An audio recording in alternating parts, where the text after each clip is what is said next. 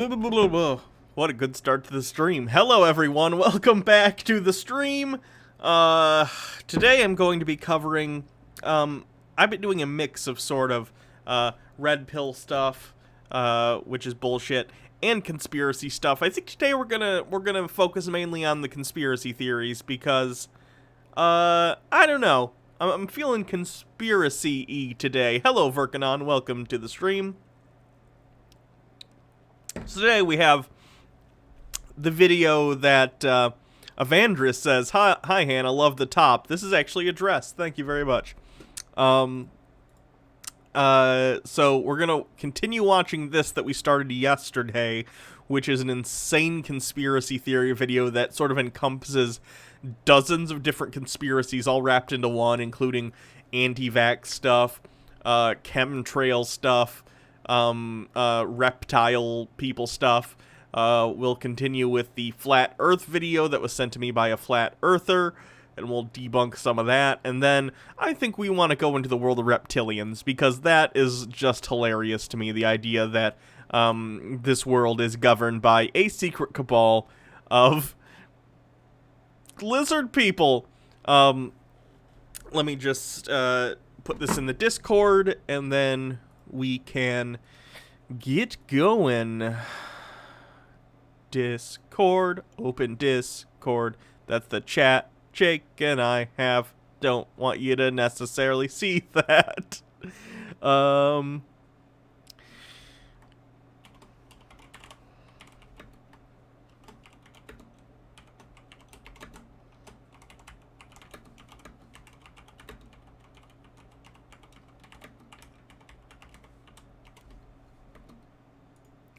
Do do do do do, mana mana do do do do, mana mana do do do do do do do do do do do do. How are you guys doing today?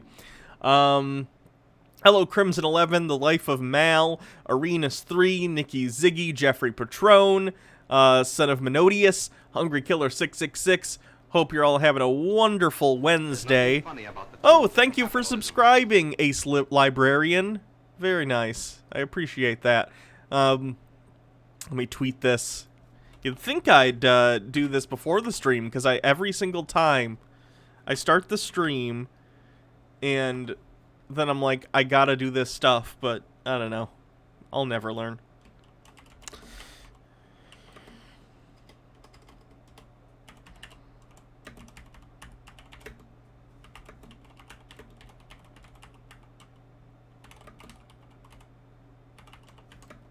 Ooh, boy. That sure is a spelling of theories, isn't it? Bling, bling, bling. Nice. I gotta see who that was. Thank you, Jeffrey Patron, for hosting the stream. Much appreciated. It's Thursday in Australia. No, that's a conspiracy. That's what we're here for. We're gonna talk about how the days of the week are a conspiracy. Oh, thank you, Trey XXLV, for saying I look nice today. Appreciate it. Apollo 8192, welcome to the stream. Rory Norris, welcome to the stream. Balthasar, welcome to the stream. Spec, thank you for following. Buggy Bugs, welcome to the stream. Oh, for those of you who would like to catch my streams after they are off of Twitch, because of course, as we know, Twitch does not keep things indefinitely in terms of VODs. I've created a YouTube channel for the full streams right here. I'll put a link in the chat. If anyone would like to subscribe to that, go for it. That way you can catch the streams no matter how long in the future it is. That is until society collapses, at least, and Google goes under. So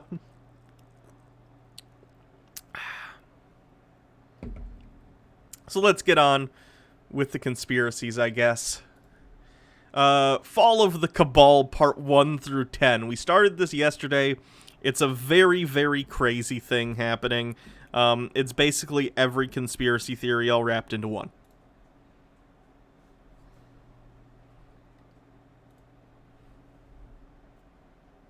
Everyone knows Australia is a fake place full of fake koalas. On October 28, 2017, a mysterious post was placed on 4chan, an anonymous internet bulletin board. And as we all know, Everyone from 4chan tells the truth all the time. It contained nothing but codes. This was the beginning of a new phenomenon. The Q posts, soon to be transferred to 8chan due to hacking, became more and more intriguing and popular among the so-called QAnons. The QAnon people, for those of you who don't know, are crazy and think that Donald Trump is a savior that is going to arrest Obama and all those damn Democrats for molesting children. Anonymous people who are wary of the lies of the mainstream media and who've gone searching for the truth using other news outlets on the internet. Nikki Ziggy says, "Hey Hannah, I just wanted to let you know that you and Shake were the first atheist YouTubers that I ever watched, and you both helped shape me to no longer be a hateful atheist." Well, that's great. I'm glad you're on the side of, like, being a nice person. That's always nice. Hi, what I'll about get Bob? into the identity of Q later on in this documentary. Q communicates with the people by means of the Q posts, drops or crumbs that we, the Anons, pick up and decipher. The Q crumbs portray a better world, without wars, treason and corruption. A world after the Great Awakening. Oh, God. Q uses words and short sentences that keep coming back. Oh, Jesus. Let's go through these. The calm before the storm. Kind of cliche, but I guess fine if you're just trying to pull a hoax on a bunch of dumb fucks on 4chan. I guess that's dramatic, and it kind of plays into their desire to be in a movie somewhere where they're like, we're in on the secret. Draining the swamp. Of course, that's echoed from Trump and the things he says. Trust the plan. Kind of culty. These people are sick. Kind of a repeated phrase that you could use to get people worked up about the so-called slights of people. This is what Pizzagate was about, by the way, if you didn't know. Pizzagate was part of this, like, QAnon bullshit.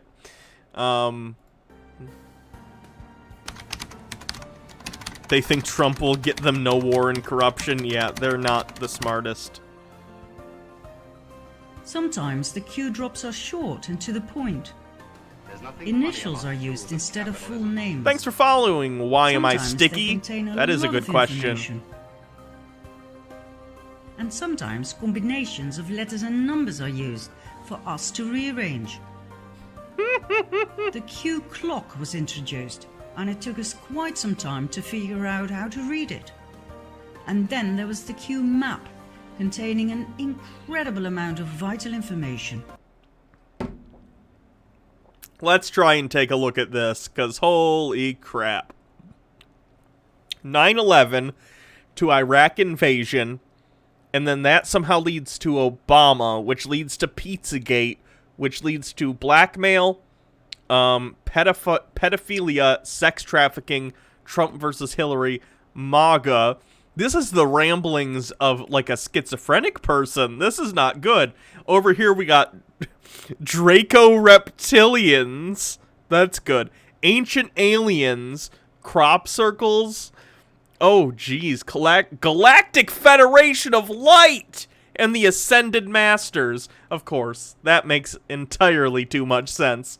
Russian Federation, Fall of the Berlin Wall, PNAC, New Pearl Harbor, Mass Surveillance, Columbine Massacre. This is just a list of a bunch of crazy shit. The map was made by Dylan Lewis Monroe. It contains an overview of the This true is your history brain of on meth? mankind and Maybe. its Freemasonry, Lincoln assassination, astrology, Saturn, the astronomical sign, Bohemian Grove, Nazi Germany and the Pentagon are within the same, like, Pentagon for some reason. I have no idea why. Israel is over here. Nazi Germany's here. Nazi Germany somehow leads to the CIA. I'm not sure where they get that thought, but I guess that's a thing. John D. Rockefeller, the Rockefeller Foundation, occultism. I think that's self-explanatory. Walt Disney, magic. power structures. Q is not a cult, as suggested by opponents. After all, Elon Musk was on there? I didn't notice. it tells us not what to think or what to do. Speaking of which, they were going to do the SpaceX launch today, the first launch with actual people on the rocket. I am very concerned about that. It got scrubbed for weather. I don't know when they're going to reschedule the launch for, but I am so concerned for those Merely gives us astronauts. questions, clues, and riddles. We need to do the research in order to find the answers. And that is how we discover the truth. Through this research, I've come to find out more about American and global politics than I'd ever dreamed of. I was never really interested in politics, but the Q drops opened my eyes to a whole new world.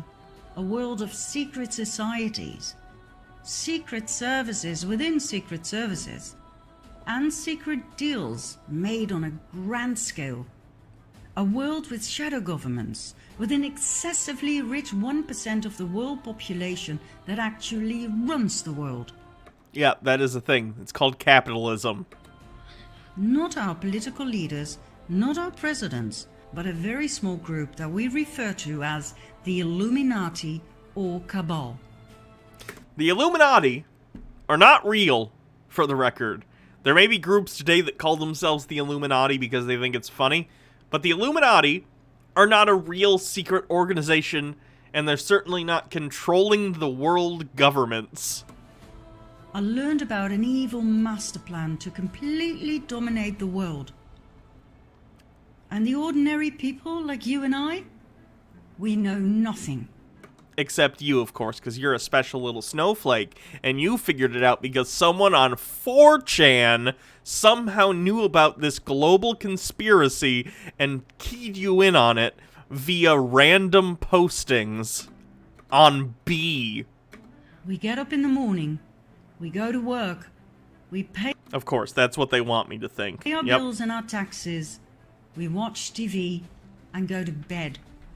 Not knowing that there's a battle being fought over our heads for world dominance. A battle between good Jeffrey Patron says, you're right, we're not running the world, Hannah. Wink, wink, nudge, nudge. The Illuminati is fake. and evil. Yeah. Has your monthly Illuminati check cashed yet, Jeffrey? Mine hasn't. I'm very concerned. If it bounces, I'm gonna whistleblow on this whole thing. This is what Q is pointing out to us. But we, the Anons, have to do the research. And we do. Like nerds. Like an army of digital autists. We can Oh no! Don't say that. connect the dots. There is a war going on for world dominance, for the absolute submission of the masses. How is this achieved? By the constant waging of war. By the introduction of the federal Bumble Homestead says, what a cute blouse. It's a dress, actually. Thank you, though. I think it's cute, too. This was actually the first piece of, like, women's clothing I bought when I decided to start doing that regularly. Reserve Bank and central banks. By trafficking drugs, oil, and people. The only two American presidents Apollo 8192. Hang on! I've got to go post some shit about space lizards with time-traveling spirit powers on my Q account.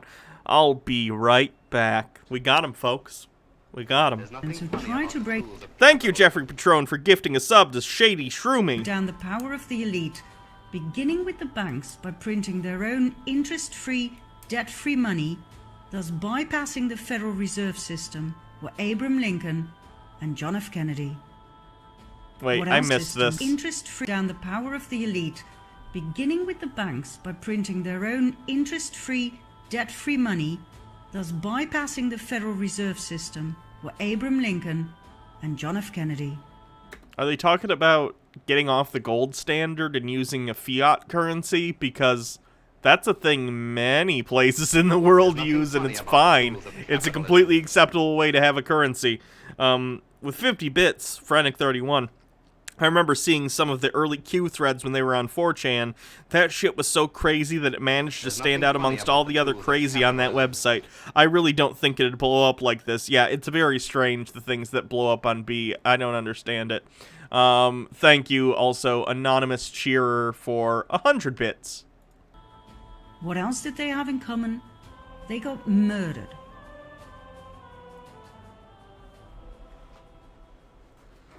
Now what? Solid wipe choice. You gotta have that wavy wipe.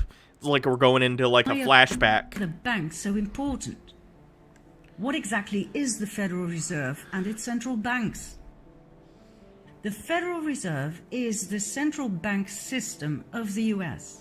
Alexander Hamilton! And in spite of the very misleading word federal, the Federal Reserve and all central banks around the world are privately owned. They are not government institutions. They are owned by some of the most wealthy and influential families in the world, two of which are close to the top of the power pyramid, the Rothschilds and the Rockefellers. The Federal Reserve was set up in 1913 after quite a bit of opposition from the US government and some very wealthy people such as Benjamin Guggenheim, from a very influential mining family, Isidor Straus, head of Macy's department stores and politician, and John Jacob Astor, businessman, inventor, and probably one of the wealthiest men at that time. I'm very concerned this is gonna get into, like, the Jewish question, Nazi territory. I'm pretty concerned about that. Mock Turtleneck, thank you for the subscription.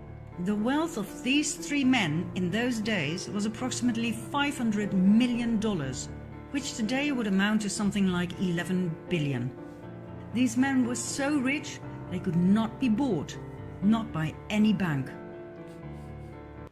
Okay, but there are people today who are alive and currently have more money than that. Like Jeff Bezos. That dude's a piece of shit. Why don't you take this anger and energy, like, and apply it towards correcting injustices that are actually happening and not concocting an incredibly complex and unnecessary conspiracy to explain that, like, there's a pizza place where they're, like, keeping child slaves. It's just, you got the spirit. It's just aimed in the wrong direction. What else did they have in common? Apart from money, power, and opposing the creation of the US Federal Reserve? They all died on April 15, 1912, when the ship they traveled on hit an iceberg and disappeared in the cold ocean. Coincidence?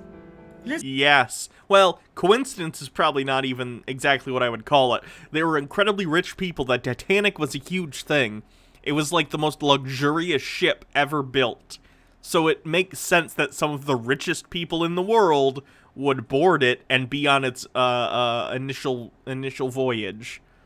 Like, that's not crazy. It makes sense. I'd imagine, like, on, I don't know, let's say there was commercial space travel and there was a really luxurious rocket. I'd imagine a bunch of rich people would go on it, and then people would go, oh my god, what a conspiracy. No, they were just rich, and it costs a lot of money to go on the luxury cruise line, guys. Let's just say the Titanic disaster was highly convenient. Thank you, Sitzabub, for following. The rest of the opposition was easily cornered. US Congress was bypassed. Maiden Fed voyage. was created illegally, unconstitutionally, something not many people are aware of. Let's have a look. The federal government has pretty expansive powers in terms of what they're allowed to do, so if you're going to argue that the Federal Reserve is unconstitutional, I think you should back that up with, like, some citations about specifically how it's unconstitutional, because when you just say it, it doesn't ring true to me. Now, perhaps that's true. I have no reason to think it is, though, coming from this video especially. But the government, the federal government, the Constitution gives them basically any power they want to legislate, to create agencies, to control those agencies, to regulate currency. All that stuff they're allowed to do. Thank you, Notchtall, for following. Hype Train is at 72%. Can we keep it going? I don't know. Look at the visible top of the power pyramid. There we have the Rothschild family. In short, this family owns most of the world. They There's own nothing funny each and about the every tools of central bank. capitalism. They Arenas own 3 the with Federal 400 Reserve, bits. Tread that control mill. the International Thank you. Monetary. For those of you who don't know, I'm raising money to buy a treadmill for my weight loss things. I have lost like 6.5 pounds or something like that so far. I just weighed myself after going on a walk today. And after the walk, I was down to 270, which is still way too high, but I'm much lower than I was, so I am making progress. Fund. They control the World Health Organization. They financed both parties of every war since the war against Napoleon. They financed the Bolshevik Revolution. They financed Hitler and the Nazis. They financed the production of IBM's punching machines for an efficient prosecution of the Jews by the Nazis. Thank you for all the gifted and subs, they had Trey equities in XXLV. Exxon and IG Farben, the dealers of Zyklon B gas for the Nazi gas chambers. The estimated net worth of the Rothschild family is $500 billion. When you have that much money and power, you can poke the chest of the Crown Prince of Great Britain like he's your bitch. And when you oppose their power and try to stop them from taking over your banking Are we doing system, hats again? they set I'll do the hats. There's Okay. nothing funny about the tools of capitalism. Get deformed 100 bits. If only people were as competent as these conspiracies make out. No kidding. If the government functioned nearly as well as these conspiracy theories would lead you to believe, I think things would function a lot better.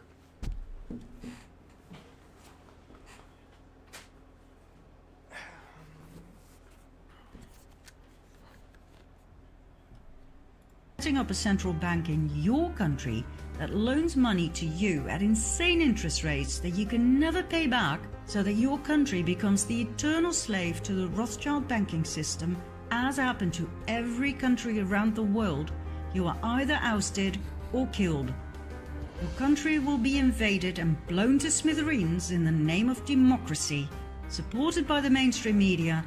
Yeah, that's because America and its allies often operate in like neo-imperialistic ways to try and control how other countries run so that their economic interests are furthered. Portrays you as That is theoretically a conspiracy, but again, it's not like this secret underground, like they do it out in the open. They just do it, okay? It's not like they're like meeting in secret and going, ha ha ha ha, we are very evil. They just go, yeah, we're America, and we are at war constantly. We would like to do something to this region for reasons of oil or whatever they might have. In the case of, like, some Latin American countries, I know there was one that was, like, the fruit industry was unionizing, and then there was a coup led by, like, the CIA. It's very stupid. Lucifer Meow, thank you for gifting a sub. We're at 86% of level 2 of the hype train. a dictator. The Banana Wars. To those who refuse to accept the almighty US petrodollar. Oh, and there's much more, but we'll leave that for another time. The Rothschilds are not the only ones dominating the world. They are just part of the 1%, the elite. Another family of great influence are the Rockefellers. They made their initial fortune through oil. Thanks for the subscription, Fryserburn. That fortune led to massive industrial influence. Level 2 hype train. Influence in American politics, the banking system, and the pharmaceutical industry. They founded schools and universities, leaving a huge imprint on what should and should not be taught to our children and students. The Rockefellers further expanded their tentacles of power into the medical world and into hospitals. They now own the Rockefeller University with its Academy of Medicine and the Academy of Sciences. Yeah, rich people get to do whatever they want. Do you guys understand that? Cancer Society, Rich people are assholes and they get their fingers in everything. American That's Medical not like an Association, out there conspiracy and the theory that FDA. you need to invoke everything QAnon within the for. hands of the Rockefellers. It's just like how They capitalist further society infiltrated functions. the educational and medical system by means of the Rockefeller Foundation, giving grants to specific research programs such as the research and development of vaccines. For instance, I gotta read this. Someone says, kinda random, but related to the constant war thing, conservative doublethink is super weird. The same people who go on and on about respecting the sacrifices of veterans are also super interventionist and want us in endless wars over oil or whatever else. The same people who are anti-abortion are also super opposed to decent sex ed and widespread contraceptive use. Yeah, conservatives think that as long as they, like, suck the dick of everyone who's ever been in the military, that it makes it okay to make them go risk their lives for financial interests. It's very sickening. against Ebola, yellow fever, Zika, the flu, and Gardasil, which was further developed and promoted by billionaire and partner in crime Bill Gates. It's hilarious to me how much shit Bill Gates gets, considering, like, don't get me wrong, he's still a billionaire, and I find that immoral in and of itself, and I think that anyone who has $1 billion, whether they be in liquid assets or in controlling stakes in companies and stuff like that, I think that's wrong. But in terms of what he does with the money he has, despite the fact that he's immoral for having so much money and hoarding that wealth, he is actually going out and trying to do, like, decent things, like cure malaria, stuff like that. Again, still, billionaire.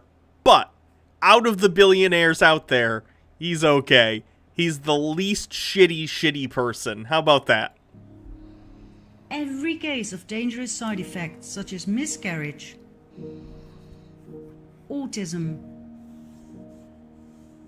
sterility. Yeah, because of Bill Gates Seizures. Foundation, there are only 17 cases of polio in India in 2018. That's Paralysis. awesome.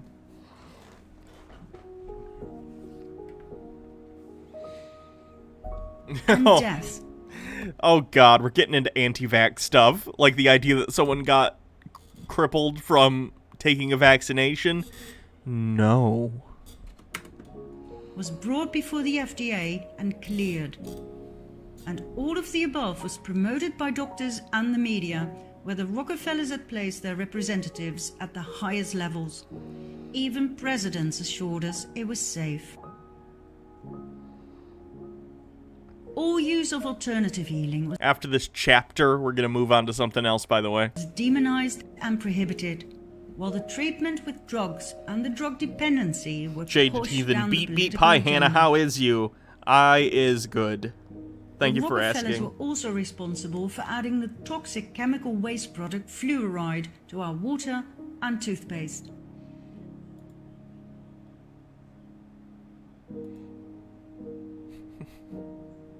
And as usual, Only 44 the seconds media left on spread the hype lies train. about its healing The hats are gonna qualities. die. No doctor or dentist ever tested its efficacy. They simply told their There's nothing patients funny what about they'd the been tools of taught at the capitalism. Rockefeller Thanks for the 100 Institution. bits from Evandris. Gotta keep that Yet train another field of going. interest was the genetic manipulation of crops. The Rockefellers own millions of shares of Monsanto stock, as does their partner Bill Gates. Yeah, rich people have their fingers in just about every Fortune 500 company. Once you're a billionaire, if your portfolio isn't incredibly diversified, you've made horrible financial The decisions. mutual interest in eugenics, which aims at improving the genetic quality Jeffrey of the human Patron, thank you for the population, gifted will come as subs. No surprise. There's nothing Back funny in about Nazi the tools of Germany, the capitalism. Rockefellers financed the horrific eugenics experiments performed on Jewish people, trying to create a superior master race. So, in short, two very powerful families More that rule hats. the world and its population are the Rockefellers and the Rothschilds. And guess what? They are not even the most powerful. There are other families that exceed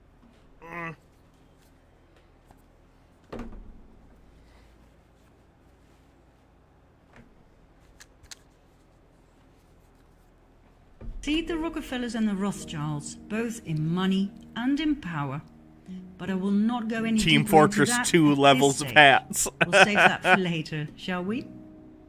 There's one more man I want to put in the limelight right now. George Soros. Oh, Described by the God. mainstream media as investor and philanthropist. His net worth? $25 billion. Soros was born in Hungary. There's After nothing World funny War about II, the he tools of moved to capitalism. England and then Mock on to the turtleneck. US, These people are where he crazier made than a soup fortune sandwich. With his hedge funds and his merciless ways to That's also the name of an episode I think of, The Twilight Zone. manipulate the financial market using crises Or maybe Tales from the Crypt. There's some anthology show with a episode titled to that. further increase his own wealth and expand How many his hats do power. I have? 1, 2, 3, 4, 5, 6, 7, 8, 9, 10, 11, 12. Over 20. I have over 20 hats in this room. On my head, probably 3 or 4. He prides himself in taking no responsibility for his actions and the destruction he caused to literally millions of people. I quote, "I'm here to make money. I cannot and do not look at the social consequences of what I do." Yeah, that's how all rich people operate. This guy's just saying the quiet part out loud, which is why we should organize... Sorry, I'm losing track of my thoughts. Which is why we should organize society in such a way that those kind of people are not allowed to benefit from society if they are not considering the social implications of their actions. Soros strikes me for his choice of funding. For example, NAMBLA, the North American Man-Boy Love Association. Their goal and their slogan. Alright, these are very different things. Legalizing transsexuality. They mean transgenderism, but they're using a very outdated term. Being trans is not illegal. It isn't. And anyone who tells you it is out of their fucking mind. Pedophilia, completely different thing. Obviously, pedophilia is fucking awful. Acting on pedophilia, fucking awful, and is a crime. These are completely different things. I don't know if NAMBLA's actually given any sort of donation as an organization to George Soros, but I'd imagine they've given plenty of money to plenty of people. And also, George Soros probably has millions of different donors for his whatever PACs he happens to have. So, if I went through, let's say, all of Donald Trump's donations, I could probably find some very racist groups in there. What does that mean? It doesn't necessarily mean Donald Trump is a Nazi. I think he's an idiot. I don't necessarily think he's a Nazi. It's the same thing here. I very much doubt George Soros is looking at his NAMBLA check and going, I better legalize fucking children now. It's just not the case. Sex before 8 before it's too late. This is their mascot. Mock turtleneck, so basically rich people are bad except the rich people they like. Exactly. Why can't we just all be consistent and just hate all the rich people? Why does this great benefactor support a pedophile club such as NAMBLA? Do you see how they twisted that? They gave him money for whatever reason. Assuming that's even true. It might not be for coming from this video. But they twisted it into, why is Soros supporting NAMBLA?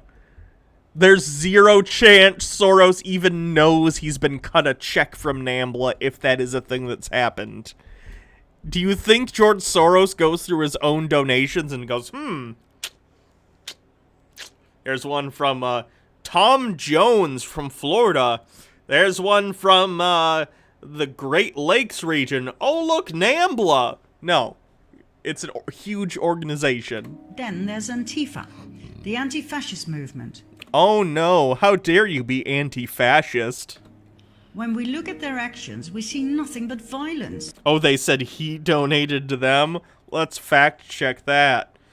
George Soros. NAMBLA. I'd imagine Snopes has an article on this. Why the conspiracy theories about George Soros don't stack up. Control F. NAM. Well, that's it. Why did that come up then? Let's see. Supported. Black Lives Matter. Best for Britain. European Movement. Scientists for the EU. Media Matters. Center for Public Integrity. Human Rights Watch. Priorities USA Action. Yeah, NAMBLA is not on here, so I'm curious where they're getting this claim. I gotta find where they're getting this claim from. or it's gonna bother me. Does George Soros own the lab that develops COVID-19? Let me just search Snopes for George Soros. I imagine they have multiple Soros stuff. Soros. Christianity Today. Paid woman to accuse Trump of sexual support. Soros or the Koch brothers. Soros arrested in Switzerland. Oh, God. Can I do NAMBLA? No results. Soros. NAMBLA donation. George Soros. Billionaire philanthropist in defense. Soros pumps $28 million into Democratic groups. I can't even find, like, a bullshit, like, source for this, so I'm having trouble. UN is normalizing pedophilia. The deep state is... Oh, Christ, what is this? The United Nations Office of High Commissioner for Human Rights is sanctioning a sexual revolution that will culminate in the legalization and wholehearted support of transgenderism. There's nothing wrong with being transgender. It's fine. I am that. It's kind of hard because of people like this, but whatever. But we'll also support the legalization of pedophilia. Doubt. Ironically, the praise for the child rapist came into the UN. What? Oh, yikes. Years ago, I wrote about the American Man-Boy Love Association was advocating for the legalization of pedophilia. Their identifying banner. And care to guess who their largest contributor... NAMBLA's largest contributor is George Soros. Let's take a look. Oh, God, the deeper we get, the worse the web design is. George Soros is in bed with NAMBLA, Homo Sex, Part 1. Because of the work of Hammer and the FBI, Lindbold, known as sex offender, would later be prosecuted and to have sex with minor boys. I'm looking for a source. Where's a source on this? I'm looking for a source. A detective in Bangor, Maine, assigned to monitor a registered sex offender, believes the man, Sam Lindbold, had been attempting to molest children again, blah, blah, blah, blah, blah. I need, just, where's Soros?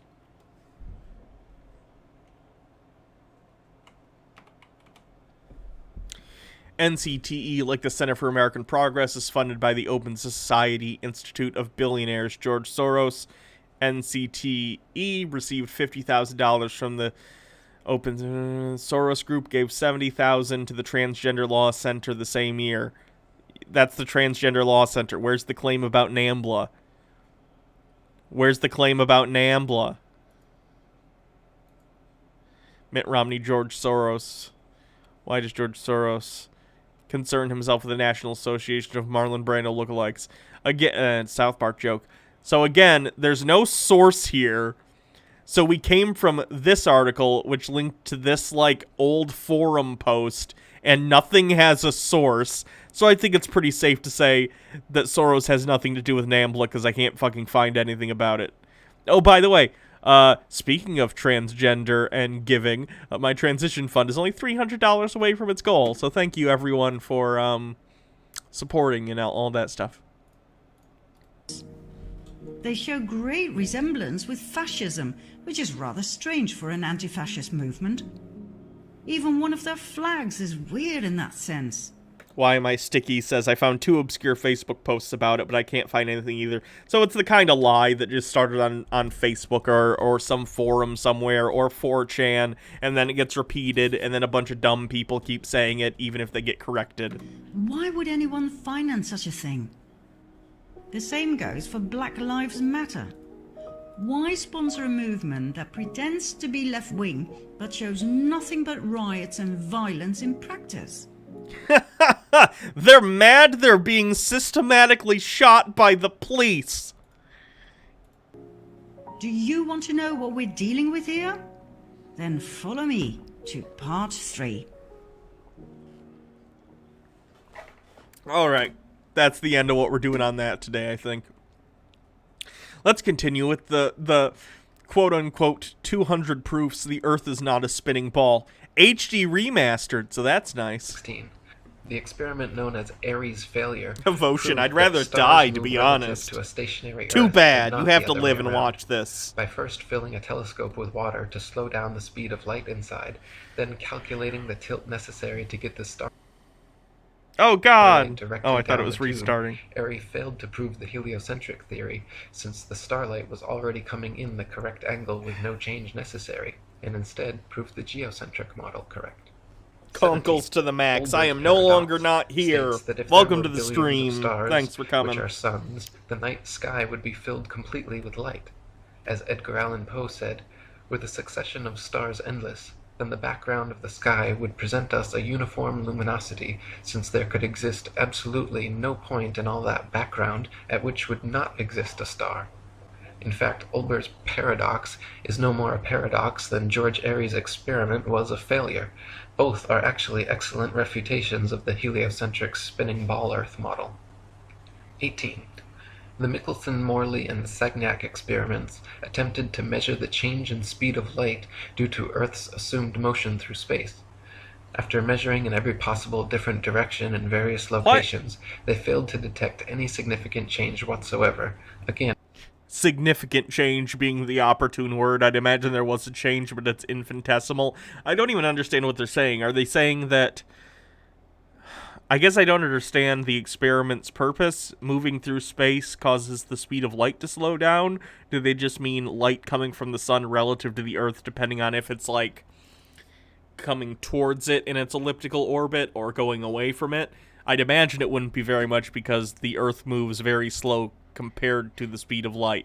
So there might be somewhat of a change relative to our position to the sun because we might be moving towards the light or away from it, but it's not going to be enough to make any sort of difference, which is why I think he didn't say there was no change. He said there was no significant change, which of course there isn't, because the speed of the Earth versus the speed of light is not significant. and proving the stationary geocentric model. 19. Oh, good. Someone posted a thing to the experiment. Woohoo! The Michelson-Morley experiment was an attempt to detect the existence of luminiferous aether, a supposed medium permeating space that was thought to be the carrier of light waves. The experiment was performed between April and July 1887. Oh, this is an experiment from 1887? Jesus. Are we shocked that the flat earthers are citing experiments from over 100 years ago? My God. Case Western Reserve University in Cleveland, Ohio, and published in November of the same year. It compared the speed of light in perpendicular directions in an attempt to detect the relative motion of matter through the stationary luminiferous aether. So basically, this experiment helped show that there was no such thing as this luminiferous aether that light travels through, and they're using this to say that because there was no change based on this defunct idea, this defunct hypothesis, therefore the Earth is flat. That's ridiculous. Michelson and Morley found no significant difference between the speed of light and the direction of movement through the presumed aether and the speed at right angles. The result is generally considered to be the first strong evidence against the then prevalent aether theory. So this experiment disproved the idea that light moves through this theoretical aether, or helped prove that. And they're saying, well, because this aether theory turned out to be incorrect, that means that the Earth must be flat. That's a very stupid claim, even by this video's own standards. Tycho Brahe famously Hold on, I got 2 messages to read from the chat. Crimson11, I'd hate to see what your recommendation video, or what your recommended videos on YouTube look like after watching all these videos. Trust me, they're bad. Mock Turtleneck, we should send all the flat earth geometric crazies to space with no gear so they can see how wrong they are and leave them out there. You know, surprisingly, I get a lot of Joe Rogan videos. That dude loves conspiracies and just believes anything his guest says to him. argued against the heliocentric theory in his time, positing that if the Earth revolved around the Sun, the change in relative position of the stars after 6 months' orbital motion could not fail to be seen. He argued that the stars should seem to separate as we approach and come together as we recede. In actual fact, however, after 190 million miles of supposed orbit around the Sun, not a single inch of parallax can be detected in the stars, proving That's because the stars are very, very, very, very, very, very, very, very, very, very, very, very, very, very, very, very, very, very,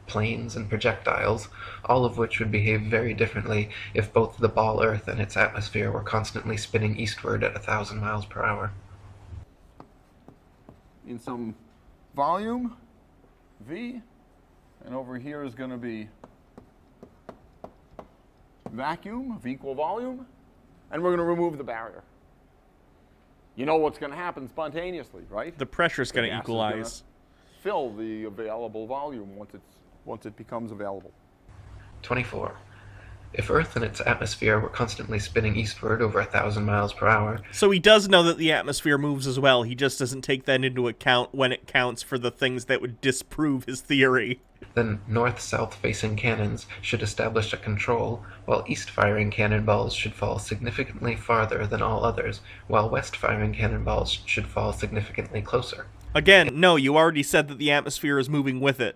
Everything on the Earth is moving with the rotation of the Earth. So it feels like nothing to us. How hard is that to understand? In actual fact, however, regardless of which direction cannons are fired, the distance covered is always the same. 25. If Earth and its atmosphere were constantly spinning eastwards over 1,000 miles per hour, then the average commercial airliner traveling 500 miles per hour should never be able to reach its eastward destinations. Again, and I cannot repeat this enough. Seems like I'm going to have to do it a lot for this video, though. The atmosphere moves with the Earth. We are all under the influence of the momentum of the Earth and its atmosphere. Okay? Before they come speeding up from behind. Likewise, westward destinations should be arrived at thrice the speed, but this is not the case. 26. Quoting Heaven and Earth by Gabrielle Henriette. Belsthar says he does realize that ground speed and airspeed are different in planes, right? I didn't even know that. So no, he probably does not know that.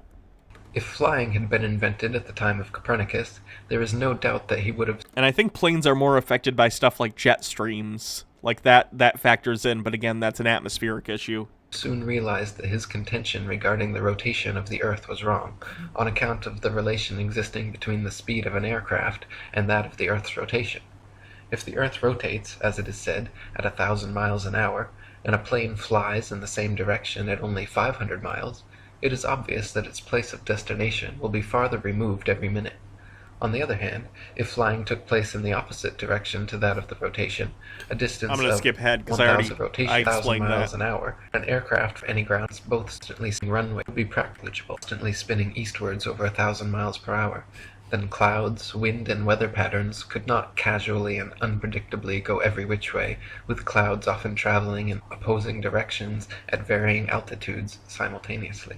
Yeah, because the atmosphere is affected by temperature, which causes wind, because wind is effectively temperature change causing parts of the atmosphere to move around. You get that, right, dude? And all of it's part of the atmosphere, which again is part of the Earth and its momentum. 29. If the Earth and its atmosphere were constantly spinning eastwards over 1,000 miles Yeah, someone's Pasta Warlock says fluid dynamics is wicked complicated, my dude. Yeah, it is. And it's not something I even understand, but I do know that the atmosphere is not a separate entity from the Earth. It is attached to it via gravity, and is therefore subject to its momentum. per hour, this should somewhere, somehow be seen, heard, felt, or measured by someone, yet no one in history has ever experienced this alleged eastward motion. Meanwhile, however, we can hear, feel, and experimentally measure even the slightest westward breeze. 30.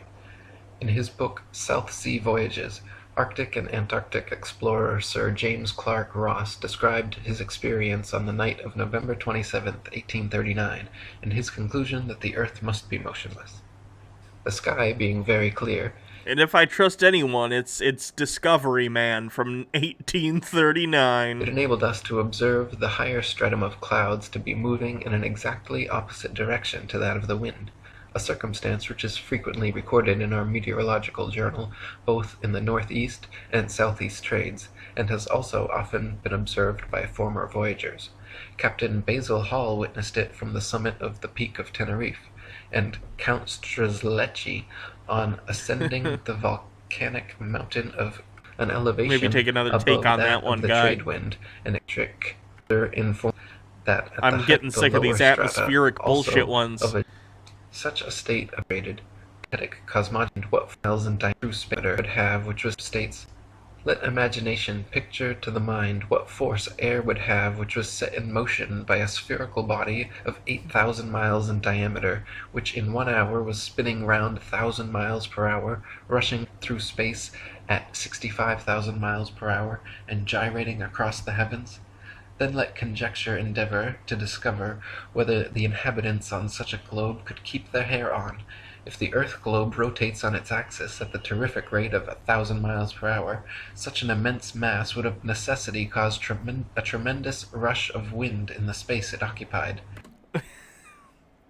No, because the atmosphere is part of the Earth, and someone made a point that I think more succinctly explains what I've been trying to say, which is we don't feel motion, we feel acceleration. It's like when you're in a car going 70, 80 miles an hour on the freeway. It doesn't feel like you're going that fast if you close your eyes, because if you're going a steady speed, you don't notice any change in acceleration. If the Earth's speed changed, we would absolutely feel it, and it would be catastrophic. So, we aren't feeling it because it's consistent. It's consistent, and we're slaves to its momentum. The wind would go all one way, and anything like clouds which got within the sphere of influence of the rotating sphere would have to go the same way. The fact that the Earth is at rest is proved by kite flying. 32. If gravity is credited with being a force strong enough to hold the world's oceans, buildings, people... Oh god, is he gonna say, how do birds fly? I swear to fucking God, if he says, how do birds and bugs fly, I'm gonna blow my brains out. An atmosphere stuck to the surface of a rapidly spinning ball, then it is impossible for gravity to also simultaneously be weak enough to allow little birds, bugs, Damn and it! planes to take off.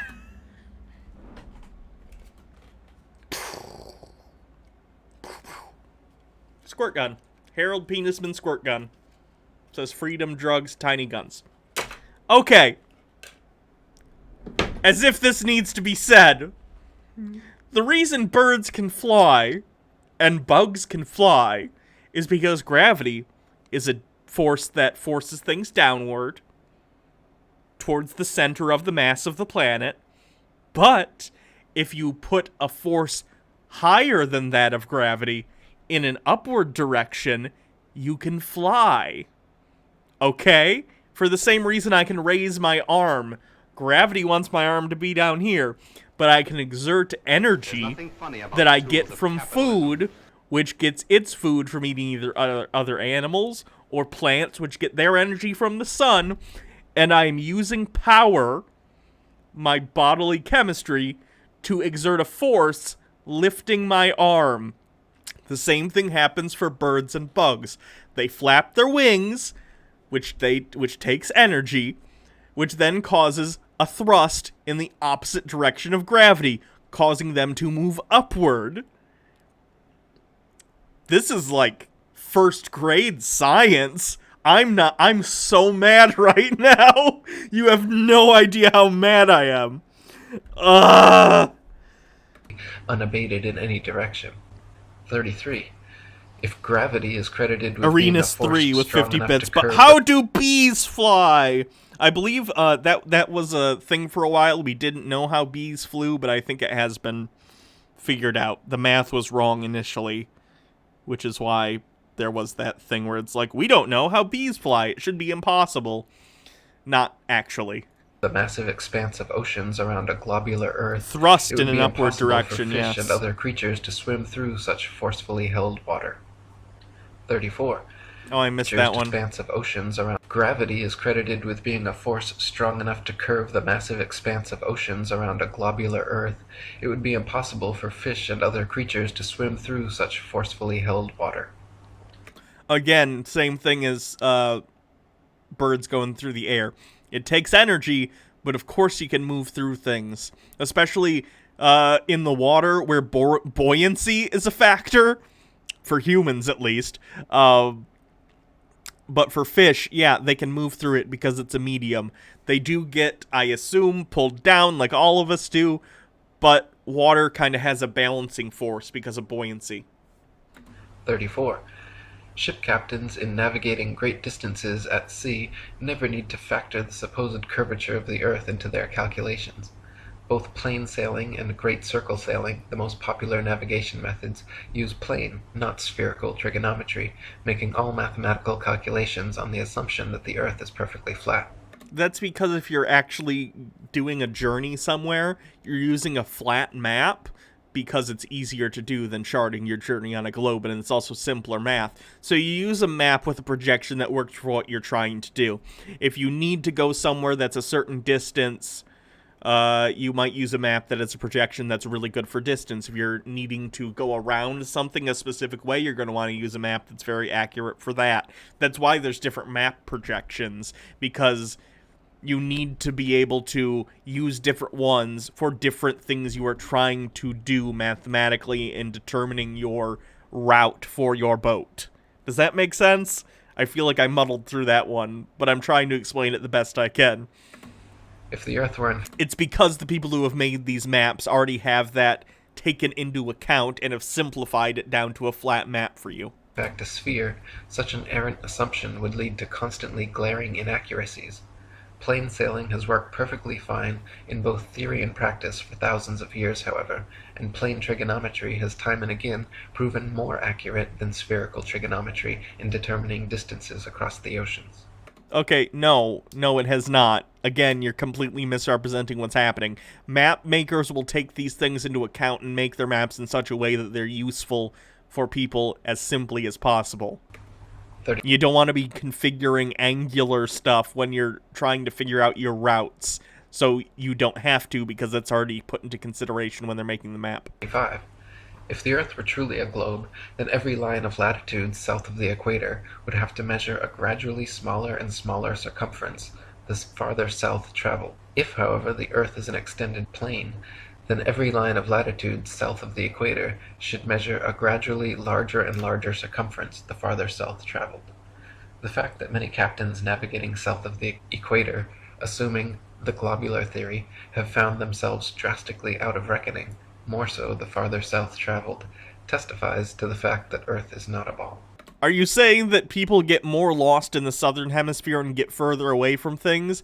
That's because there's fewer populated places with ports in the southern hemisphere. Do I need to show you a map of the globe? Hold on. Earth. Map.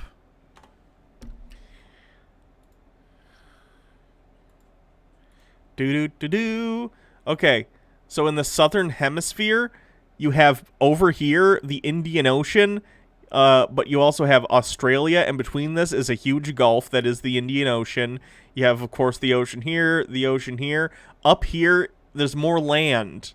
You see that? You see how there's more surface area covered by the green stuff?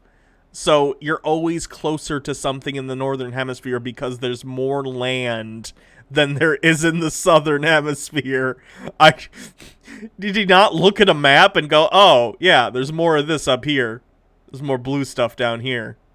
Huh, isn't that interesting? That's weak even for this video. 36. During Captain James Clark Ross's voyages around the Antarctic circumference, he often wrote in his journal, perplexed at how they routinely found themselves out of accordance with their charts, stating that they found themselves an average of 12 to 16 miles outside their reckoning every day. Later on, That's probably because maps at the time weren't super accurate for these areas that hadn't been explored as much. further south as much as 29 miles. 37.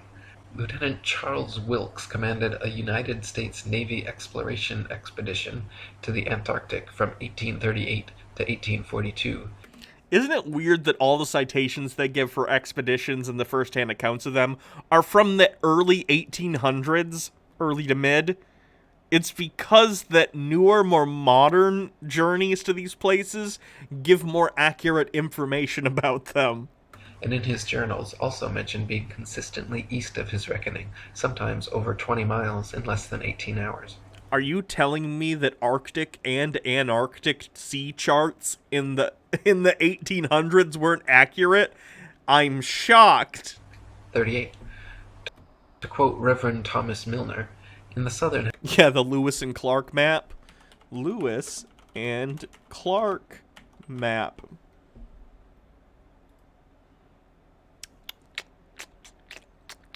No, not their journey. I'm looking for, like, the theoretical, what they thought it was gonna be. Is there a different word I could use? Route, trail, Missouri River, labeled. Maybe wrong. Lewis and Clark.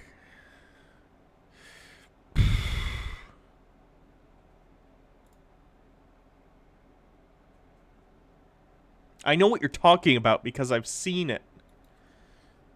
Map of...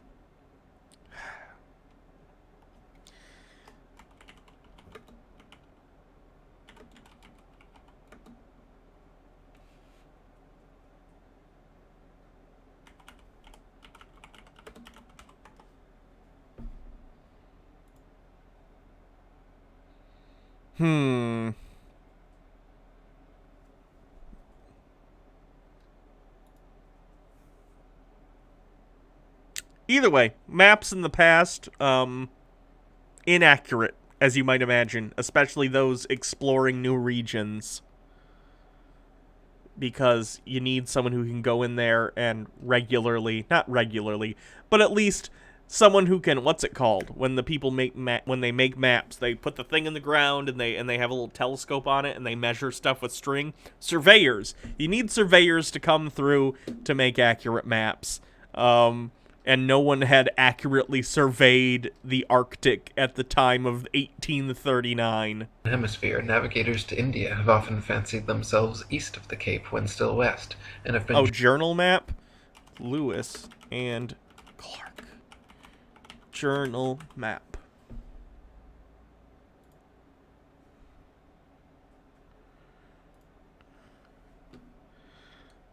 Shortcut. Oh, God, it's been so long. I'm not even sure which one I should be looking at.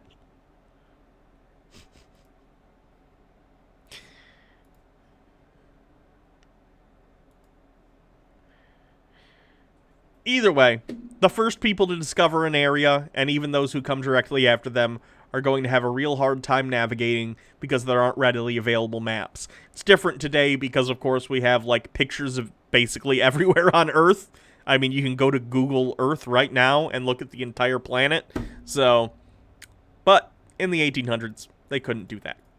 They had to literally just figure it out. driven ashore on the African coast, which, according to their reckoning, lay behind them. This misfortune happened to a fine frigate, the Challenger, in 1845. How came Her Majesty's ship Conqueror to be lost? How have so many other noble vessels, perfectly sound, perfectly manned, perfectly navigated, been wrecked in calm weather, not only in dark night or in a fog, but in broad daylight and sunshine? Because sailing in the 1850s is a bit treacherous, regardless where you are, especially in the Arctic where it's inhospitable and you don't have accurate maps. I think that's pretty A to B thinking right there. I don't think you need to be a genius to understand that. In the former case, upon the coasts, in the latter upon sunken rocks, from being out of reckoning. Jeffrey Patron, flat earthers The simple feel like answer shit, is that just want to Earth is get her not. back. Insert poorly 39. done map from the Practical 1800s. distance measurements taken from the Australian Handbook Almanac, Shippers and Importers Directory. Oh, Sushi Mom found something. This one. So this is the Columbia River, 1814. Let me try and find a map of the Columbia River.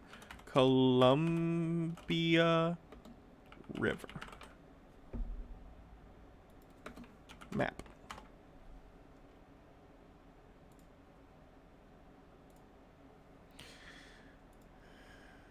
Where did it go?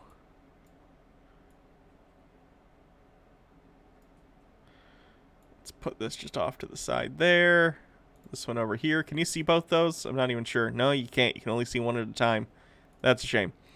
So here's this. This is a modern, accurate map. here is inaccurate map. So, people discovering something for the first time, especially if they're surveying for the very first time, they're going to get inaccurate stuff. State that the straight line distance between Sydney and Nelson is 1,550 Mock turtleneck. statute It's miles. like playing Civ 5 and Their only given difference exploring in your longitude continent is and thinking 22 there's nothing degrees, else. 2 minutes and 14 seconds. Therefore, if 22 degrees, 2 minutes, 14 seconds out of 360 is 1,550 miles, the entirety would measure 25,182 miles. This is not only larger than the ball Earth is said to be at the equator, but a whole 4,262 miles greater than it would be at Sydney's southern latitude on a globe of said proportions. 40. From near Cape Horn, Chile, to Port Phillip in Melbourne, Australia, the distance is 10,500 miles, or 143 degrees of longitude away. Factoring in the remaining degrees to 360 makes for a total distance of 26,430 miles around this particular latitude, which is over 1,500 miles wider than the Earth is supposed to be at the equator, and many more thousands of miles wider than it is supposed to be at such southern latitudes. I don't 41. get paid enough to check Similar math. calculations made from the So Cape I'm of not Good doing Hope, that. South Africa to Melbourne, Australia, at an average latitude of 35.5 degrees south, have given an approximate figure of over 25,000 miles, which is again equal to or greater than the Earth's supposed greatest circumference at the equator. Are you taking elevation into consideration, or is this strictly about, well, it can't be, because at the equator there isn't a straight shot across the globe, is there? Are you taking elevation into consideration? Because if something's higher up, it's going to add to the surface area of your travel time. Calculations from Sydney, Australia to Wellington, New Zealand, at an average of 37.5 degrees south, have given an approximate circumference of 25,500 miles, greater still. But are you just extrapolating out something between Australia and New Zealand that doesn't apply to the entire Earth? Because it sounds like you're probably doing that. According to the ball Earth theory, the circumference of the Earth at 37.5 degrees southern latitude should be only 19,757 statute miles, almost 6,000 miles less than such practical measurements. 42. In the ball Earth model, Antarctica is an ice continent which covers the bottom of the ball from 78 degrees south latitude to 90 and is therefore not more than 12,000 miles in circumference. Many early explorers, including Captain Cook and James Clark Ross, however, in attempting Antarctic circumnavigation, took 3 to 4 years and clocked 50 to 60,000 miles around. The British ship Challenger also made an I would not trust the measurements of, again, people from the 1800s trying to guesstimate how far they've gone. direct but complete circumnavigation of Antarctica, traversing 69,000 miles. This is entirely inconsistent with the ball model. It's almost like they were inaccurate. Oh, how long was your trip? Oh, it was like 69,000 miles. Wow, that sounds like a lot of miles. Yeah, it was. 43. If Earth was a ball, there are several flights in the southern hemisphere which would have their quickest, straightest path over the Antarctic continent, such Flights don't go over the Antarctic because they want to take flight paths that allow for safe emergency landings, so they want to stay as close to civilization as possible at all times, ideally with several airports along the path that they could divert to in case there's a medical emergency or a mechanical problem. I believe for a short amount of time, certain airlines were considering doing this, but it became too much of a risk. They don't want a situation for PR where, like, a bunch of people crash in Antarctica and need to be rescued. Do you know how much money and time and danger it would be to go and rescue a group of people from the center of Antarctica? It would be a fucking bitch. You wouldn't want to do it. It would be bad, because even if you had to go rescue them, you would need a helicopter or something, many helicopters, because you can't land safely in Antarctica. There aren't runways. And on top of that, it's cold as fuck. If they have to make an emergency landing there for some reason, A, it's not going to go well because of the lack of runways. B, even if they do, there's a very short amount of time that those people can be there without dying. So it's a bad idea all around. It's a safety concern thing. Such as Santiago, Chile to Sydney, Australia. Instead of taking the shortest, quickest route in a straight line over Antarctica, all such flights detour all manner of directions away from Antarctica, instead claiming the temperature's too cold for airplane travel. Considering the fact that there are plenty of flights to, from, and over Antarctica, and NASA claims to have technology keeping them in conditions both far colder and far hotter than any experienced on Earth, such an excuse is clearly just an excuse, and these flights aren't made because they are impossible. Or because it's incredibly dangerous and such a risk that no flight company, no airline wants to risk the PR of having a cannibalistic Antarctic nightmare that there would surely be a movie about within like 5 years. 44. If Earth was a ball and Antarctica was too cold to fly over, the only logical way to fly from Sydney to Santiago would be a straight shot over the Pacific, staying in the southern hemisphere the entire way. Same thing here. You wanna minimize the amount of time you're over open ocean. Refueling could be done in New Zealand or other southern hemisphere destinations along the way, if absolutely necessary. In actual fact, however, Santiago to Sydney flights go into the northern hemisphere, making stopovers at LAX and other North American airports before continuing back down to the southern hemisphere. Such ridiculously wayward detours make no sense on the globe, but make They do if you don't want a plane full of people to drown in open ocean. perfect sense and form nearly straight lines when shown on a flat Earth map. 45. On a ball Earth, Johannesburg, South Africa to Perth, Australia should be a straight shot over the Same issue. As little time over open ocean as possible, because at least if you go from Johannesburg to Dubai along at least this part of the route up until you hit around here, about midway between Dubai and Perth, there's still time that they could divert to like India or somewhere around here. One of these islands, I'd imagine there's some airports there. I have no idea though. But if you were to do this, you're over open ocean for, I don't know if it's twice the distance. I'm not actually measuring here, but it's certainly more of a distance. And you wouldn't want to do that. That would be dangerous. Also, I'd imagine, how many people are flying from Johannesburg to Perth every day? You're going to want to go to a hub also to pick up more passengers. So, I don't know. It's a safety thing on top of being an economical thing. the Indian Ocean, with convenient refueling possibilities on Oh, this one even has even more over the land. See? This one is over the ocean here, but this one even has them going over, like, these islands over here. So, that would be why. It's because they're over land most of the way on this route. Over this, it's open ocean. Mauritius or Madagascar. In actual practice, however, most Thank you, Johannesburg Dragon Perth Mike flights 1973 for curiously following, and stop thank over you, either in Telemikos, Dubai, for Hong Kong, following. or Malaysia, all of which make no sense on the ball, but are completely understandable when mapped on a flat Earth. 46.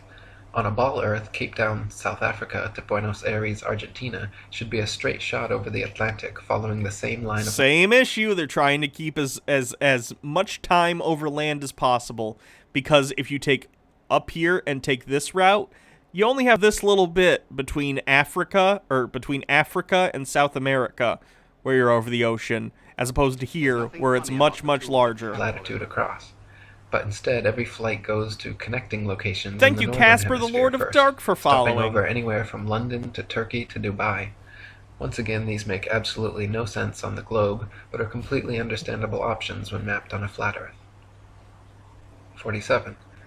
On a ball Earth, Johannesburg, South Africa to Sao Paulo, Brazil. should Okay, be a I'm flight skipping all these atmosphere. The tropical 200 sea, proofs. however, These are all the same proof. All the flight ones are the same thing, just repeated. This is like when you're trying to get to the word limit on your report, so you just say things are very, very, very, very good, instead of just saying good to try and up the word count. Senegal is actually...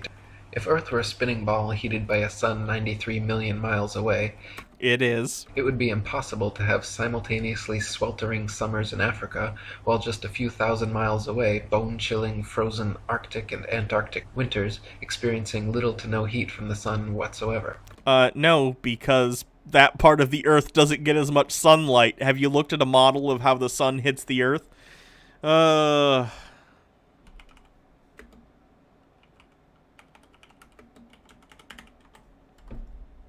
I don't mean literally, Google. Goddamn. You don't have to be so fucking violent. Because the Earth is on its axis.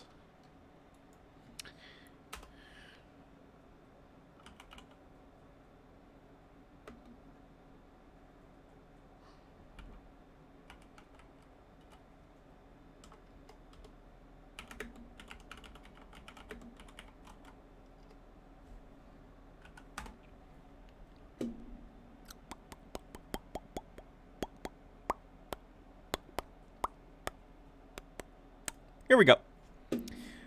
So basically, the Earth is on an axis relative to the sun. Depending on the season, different parts of the Earth are going to get different amounts of sunlight. And the more sunlight you get, hey, turns out it gets warmer. And if you get less sunlight, hey, turns out it's cooler. So that's how that works. I feel like that's pretty self-explanatory, but I guess this guy didn't get the memo on that one. There still is, like, summer and winter at, like, the poles, but it's going to be very dependent upon the climate as well, so. If the heat from the sun traveled 93 million miles to the Sahara Desert, it is absurd to assert that another 4,000 miles, 0.00004%, further to Antarctica would completely negate such sweltering heat, resulting in such drastic differences. What is this? Mine's not working. Just tilt the marshmallow, Charlie. Still not working. No, Charlie, tilt it 23.5 degrees.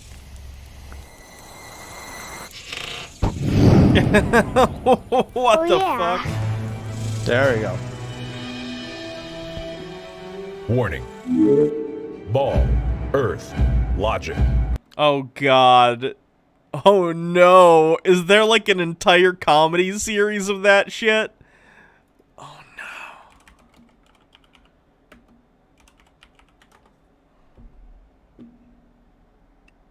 Where is it? I want it in my eyes. Doesn't look like it's on YouTube. That's a shame. Let me see where else it might be. Ball, Earth, Logic. Facebook group. Oh, Facebook looks super fucking ugly. And I hate it. I never go on YouTube, or I never go on Facebook. You can tell because I haven't even fucking updated my shit since I changed my name and, you know.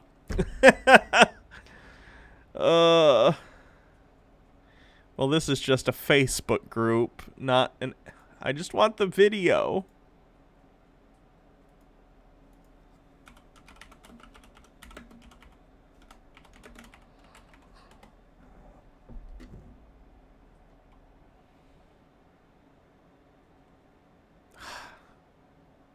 Well, now I'm sad that I can't... That's a shame. Facebook looks like shitty Twitter now. That's weird. Ball, After, I'll do a few more of these and then we'll move over to the reptilian stuff, because I really want to get into some reptilian nonsense. Ball Earth Logic is highly contagious. If you encounter Ball Earth Logic, immediately research Flat Earth. Ooh, ouch! Charlie, that really hurt! Charlie tilted me. And that really hurt, Charlie. And it's still hurting. Ooh. 50. What the fuck? If the Earth were truly a globe, the Arctic and Antarctic polar regions and areas of comparable latitude north and south of the equator should share similar conditions and characteristics, such as comparable temperatures, seasonal changes, length of daylight, plant and animal life. In reality, however, the Arctic and Antarctic regions and areas of comparable latitude north and south of the equator differ greatly in many ways, entirely inconsistent with the ball model and entirely consistent with the flat model. Explain. 51. Antarctica is by far the coldest place on Earth, with an average annual temperature of approximately minus 57 degrees Fahrenheit and a record low of minus 135.8. The average annual temperature at the North Pole, however, is a comparatively warm 4 degrees. Throughout the year, temperatures in the Antarctic vary less than half the amount at comparable Arctic. I'd imagine it's because it gets less sun. Let's double check this, shall we? Why is the South Pole colder than the North Pole? This would take 5 seconds to look up. The South Pole is colder than the North Pole, primarily because of the elevation difference and for being in the middle of a continent. The North Pole is a few feet from sea level in the middle of an ocean. Well, there you go. There's your answer.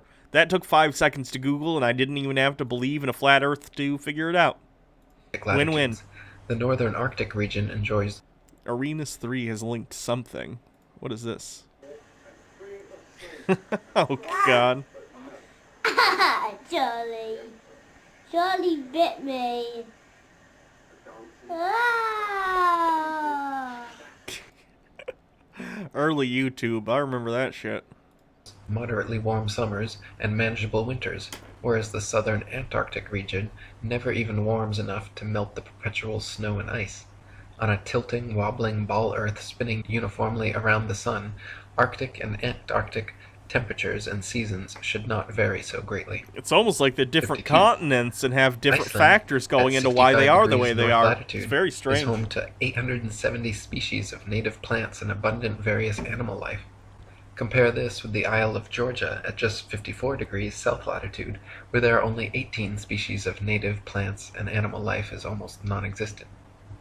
The same latitude as Canada or England in the north, where dense forests of various tall trees abound, the infamous Captain Cook wrote of Georgia that he was unable to find a single shrub large enough to make a toothpick. Cook wrote, "Not a tree was to be seen. The lands which lie to the south are doomed by nature to perpetual frigidness, never to feel the warmth of the sun's rays, whose horrible and savage aspect I have not words to describe. Even marine life is sparse in certain tracts of vast extent, and the sea-bird is seldom observed flying over such lonely wastes. The contrasts between the limits of organic life in the Arctic and Antarctic zones is very remarkable and significant."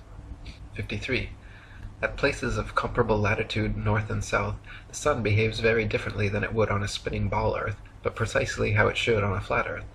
For example, the longest summer days north of the equator are much longer than those south of the equator, and the shortest winter That's probably because the Earth is tilted days north of the equator relative to the sun. are much shorter than the shortest south of the equator. This is inexplicable on a uniformly spinning, And it's because of its axis as well. wobbling ball Earth, but fits exactly It's on a flat tilted model on with its the sun axis. traveling circles over and around the Earth from tropic Axis. to tropic. I'm having trouble 54. speaking today. At places of comparable latitude north and south, dawn and dusk happen very differently than they would on a spinning ball, but precisely how they should on a flat Earth. In the north, dawn and dusk come slowly and last far longer than in the south, where they come and go very quickly. Certain places in the north twilight can last for over an hour, while at comparable southern latitudes, within a few minutes the sunlight completely disappears. This is inexplicable on a uniformly spinning, wobbling ball Earth.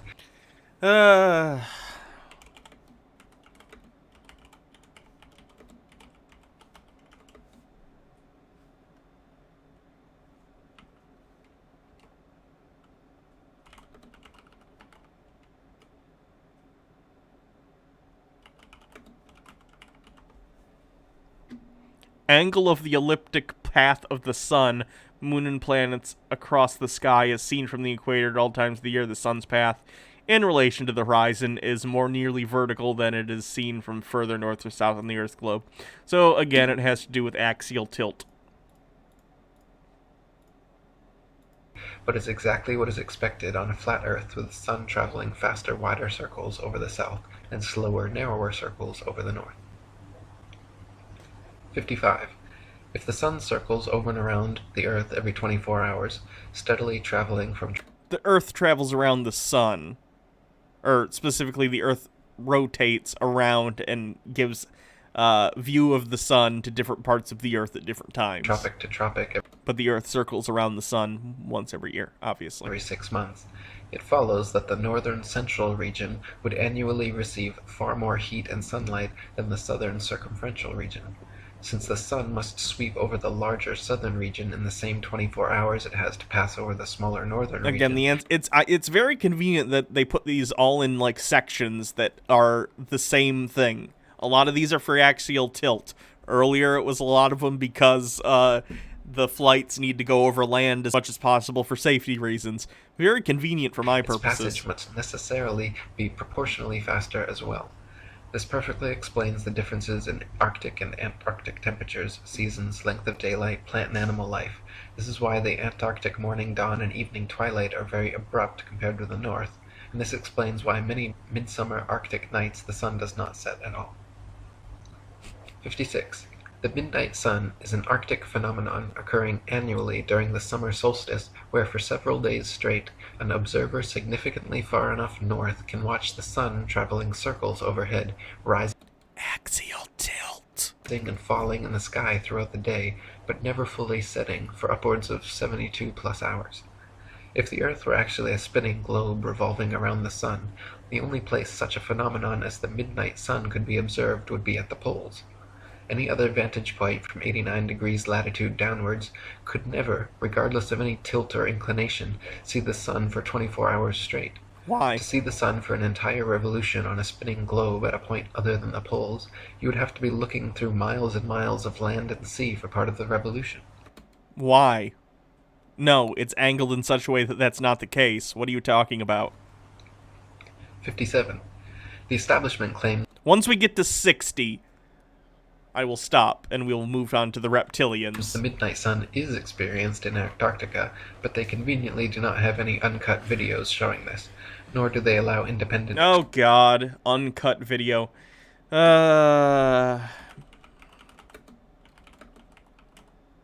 Midnight sun time lapse. Oh look, here it is.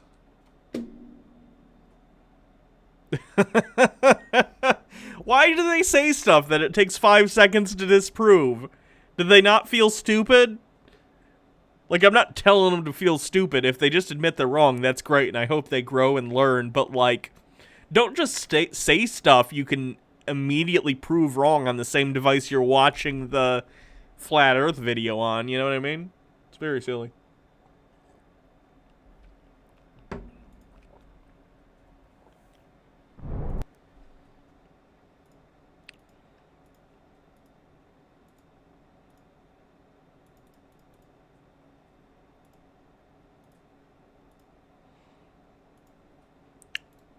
explorers to travel to Antarctica during the winter solstice to verify or refute these claims.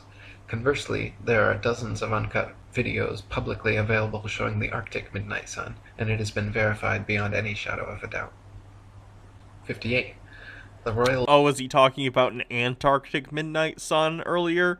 Because I'd imagine there's not videos of that because there's no one living in Antarctica except for scientists, and I think they have better things to do than setting up a time-lapse camera that's going to break outside anyway because it's negative 50-something degrees outside. Belgian Geographical Society, in their Expedition Antarctique Belge, recorded that during the most severe part of the Antarctic winter, from 7... Is there an Antarctic... Hold on.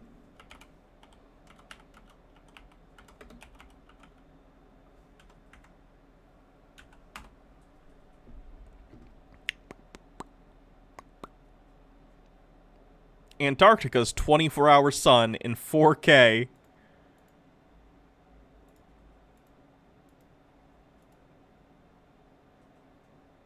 Here we go. So again, literally the thing they said didn't exist. Here it is. Existing anyway. Ugh, these people. 71 degrees south latitude onwards, the sun sets on May 17th and is not seen above the horizon again until July 21st. This is completely at odds with the ball Earth theory, but easily explained by the flat Earth model. The midnight sun is seen from high altitudes in extreme northern latitudes during Arctic summer because the sun, at its innermost cycle, is circling tightly enough around the polar center that it remains visible above the horizon for someone at such a vantage point. Likewise, in extreme southern latitudes during Arctic summer, the sun completely disappears from view for over 2 months, because there, at the northern tropic, the innermost arc of its boomerang journey, the Thank sun you for is circling subscribing, the northern center too Telemikos. tightly to be seen from the southern circumference. 59. Quoting Gabrielle Henriette, "The theory of the rotation of the Earth may once and for all be definitely disposed of as impracticable by pointing out the following inadvertence. It is said that the rotation takes 24 hours and that its speed is uniform, in which case, necessarily, days and nights should have an identical duration of 12 hours each all the year round. The sun should invariably rise in the morning and set in the evening at the same hours, with the result that it would be the equinox every day from the 1st of January to the 31st of December."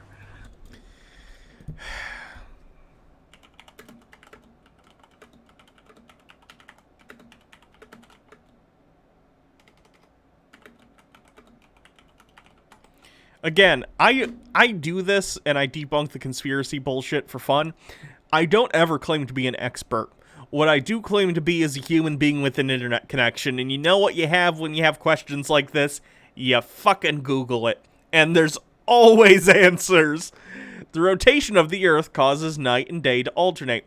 Since we learned that the Earth's axis is tilted and hence the equator is not facing the sun directly, different places on Earth experience unequal length of days and nights, not exactly 12 hours a day and 12 hours of night.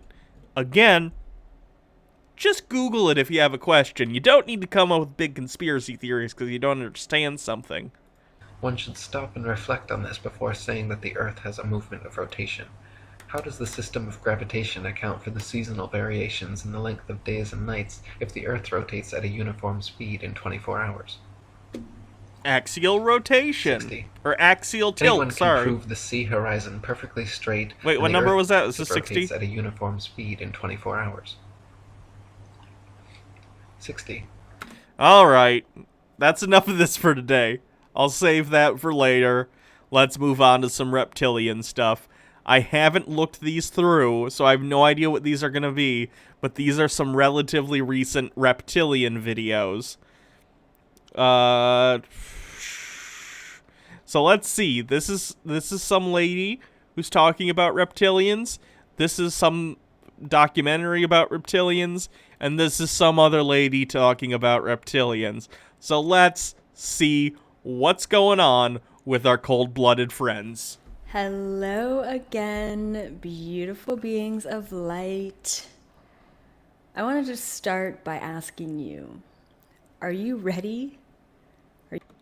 I'm ready. Are you really ready for this? Just like I said in my last video, Her fucking eyebrow game is on point, though. Good for her. I've been really called to put out information that unlocks an aspect of who you are. And as I said a couple of videos ago, in order to be a master, we need to dive into the light and dive into the dark. And I want to be really vulnerable with all of you today and say that back in 2016, I put out a reptilian video because I have a lot of experience with reptilians. She does. That's impressive. I wish I had experience with reptilians. That'd be fun to put on your resume. What experience do you have? I've had many encounters with the reptilian overlords who secretly control the world governments. Please hire me, Applebee's. And I took it down. I was so nervous. I was so scared to put it out there. I don't know if I was more scared about what the government or YouTube would react. There's innumerable reptilian videos on YouTube. These people aren't getting shot twice in the back of the head and it getting deemed suicide. They're just kind of funny to look at. You're fine. Don't worry. You're not going to get shot in the head. Your YouTube channel isn't going to get deleted. At worst, you're going to get made fun of by jackasses like me on the internet. You know, as a company or an organization, or if I was scared that I didn't want to be fear-based, I didn't want to go that way. I wanted to be love and light. I wanted to give people hope. And I mean, I'm going to give you some hope today. But this is really, I don't talk about it often. So I'm laying everything down today. I think she's a reptilian. Look at this. Look at these rings in her eyes. Some of you might say that's a ring light that's reflecting in her eyes. Or maybe she has a disease that causes copper buildup in her irises. No. Clearly reptilian android eyes. Fact. I'm putting it all on the table. And I have to say, as always, take it or leave it. Okay? I'll take it. This video is definitely not going to be for everyone. Do I believe that each and every one of you have reptilian DNA? 100%. And you're going to know why I believe. That's a way to start out a video. Do I think you have reptilian DNA? Of course I do. I'm an adult. How ridiculous of me not to think that you have reptilian DNA. Oh, I got hat hair now. That's a shame. That by the end of this video. But is everyone ready to unlock that DNA? Is everyone ready to dismantle it? Is everyone ready to shut down that reptilian DNA within them? No.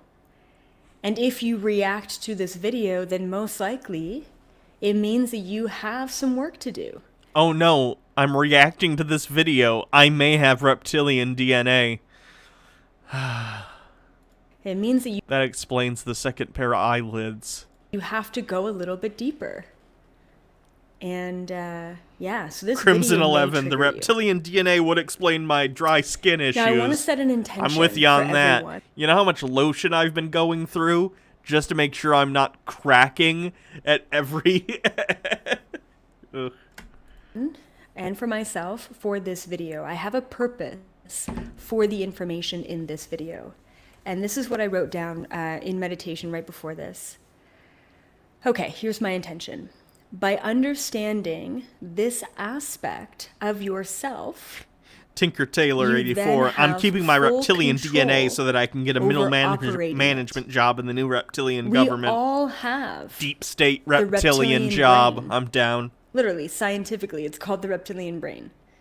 We all have that fight or flight mechanism within us.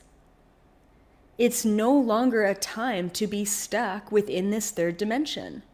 And I truly believe that that reptilian brain and that DNA within you, it keeps us anchored in this matrix, in this illusion. Why do they always go to the Matrix? Oh, we're trapped in a Matrix. We're in the Matrix. Take the red pill, escape the Matrix. My goodness. The Matrix was made by two trans women about being trans.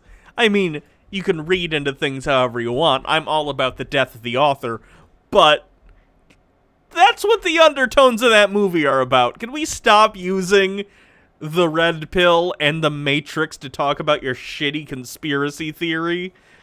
God. Someone else make a movie that's vaguely about breaking free from the lies that reality is telling you so we can take back this Matrix stuff. I'm so sick of it. In this reality. At the very end of this video, I am going to give you an affirmation. And the affirmation, when said repeatedly, will actually allow you to dismantle your reptilian DNA. Okay, and that affirmation was channeled. And once again, as always, everything in this video has been channeled and experienced directly from source. I do not do any third dimensional research or external research coming from this or any research reality. Okay, let's get into it. Okay, one more thing. This video isn't necessarily for children. I know a lot of you watch my videos with your children, which is amazing. I do highly... What other videos does this woman do that people are watching it with their children? End your debt, now original. That sounds like a scam. Out of the Shadows, official, original. Hey, what's up, Baha? I missed you. How's it going? Good. I'm watching some reptilian stuff. Nice. Yeah. I believe that starseed children know about the reptilians. They have a good idea and understanding of what's going on the planet. But there is definitely going to be some X-rated content, okay? Oh no, X-rated content. What is this? So maybe it's a good time to just kind of close the video or walk into the other room or stick on your headphones or what have you. But definitely, you know, maybe not for children. I will All right. enjoy my hug. Okay, Hannah gives so great I'm going to hugs. start at the beginning of when I got introduced to reptilians. Half of what I'm going to relay to you today are the direct experiences, the freaking crazy experiences that I've Do you had ever call me with Baja reptilians Blast when directly. you're not streaming? And the No, other I half do is not, information unless directly I'm making a channeled from the joke. Galactic Federation all the way since I'll sometimes 2012 refer to myself to as Baja today. Blast when Okay, she's once not again, guys, streaming, this but may trigger you. as a joke. Take it or leave it, you know, and hopefully you just kind of come at this with an open mind. All right. All right, so let's start with 2012. This is kind of when I had, No, I'm good. well, 2010, you know, I so. you know, Love had you my too. first abduction experience. I connected with, you know, a lot of star families, and I started channeling interdimensionals. Wait, what? I missed like a minute. I gotta go back. All right, so let's start with 2012. This is kind of when I had, well, 2010, you know, I you know, had my first abduction experience. I connected with, you know, a lot of star families, and I started channeling interdimensional. What is a star family? That's too vague. I'm not gonna get an answer if I Google this. Maybe if I pair it with abductions. Star family, abduction.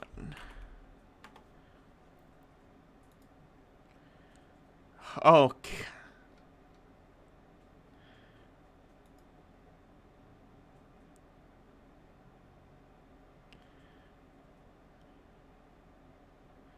Well, that's about actual abductions. That's very sad. It's something about alien abductions. Dimensionals. It wasn't until late 2011 when I got introduced directly to the Galactic Federation. Was Baja Blast a pre-existing screen name or an off-the-cuff joke that you two stuck with? Jake came up with it because we were gonna do a bit where we just gave her a different fake name every episode, but Baja Blast stuck. So. After my meeting with the Galactic Federation back in Oh, someone linked. Oh, Tinker Tailor linked. This is going to be about star children. The star child may be defined as a child with both human and extraterrestrial origin. These children bring with them a knowledge far beyond what our minds can comprehend.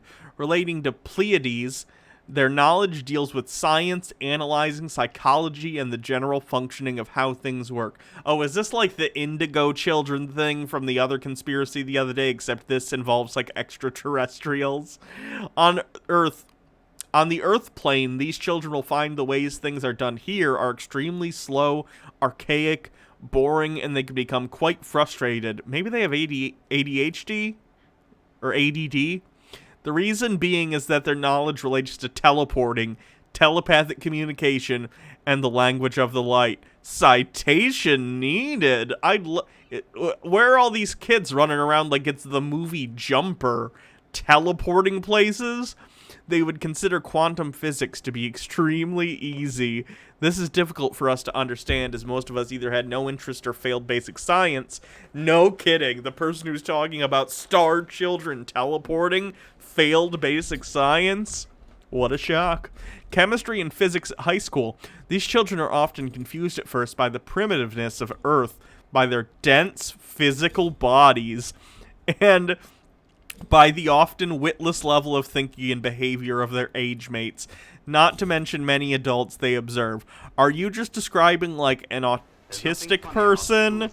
I just mean that genuinely. Are you it seems like you're just describing a child with like perhaps developmental difficulties or like non-conforming mental patterns. I don't know. Thank you. Oops.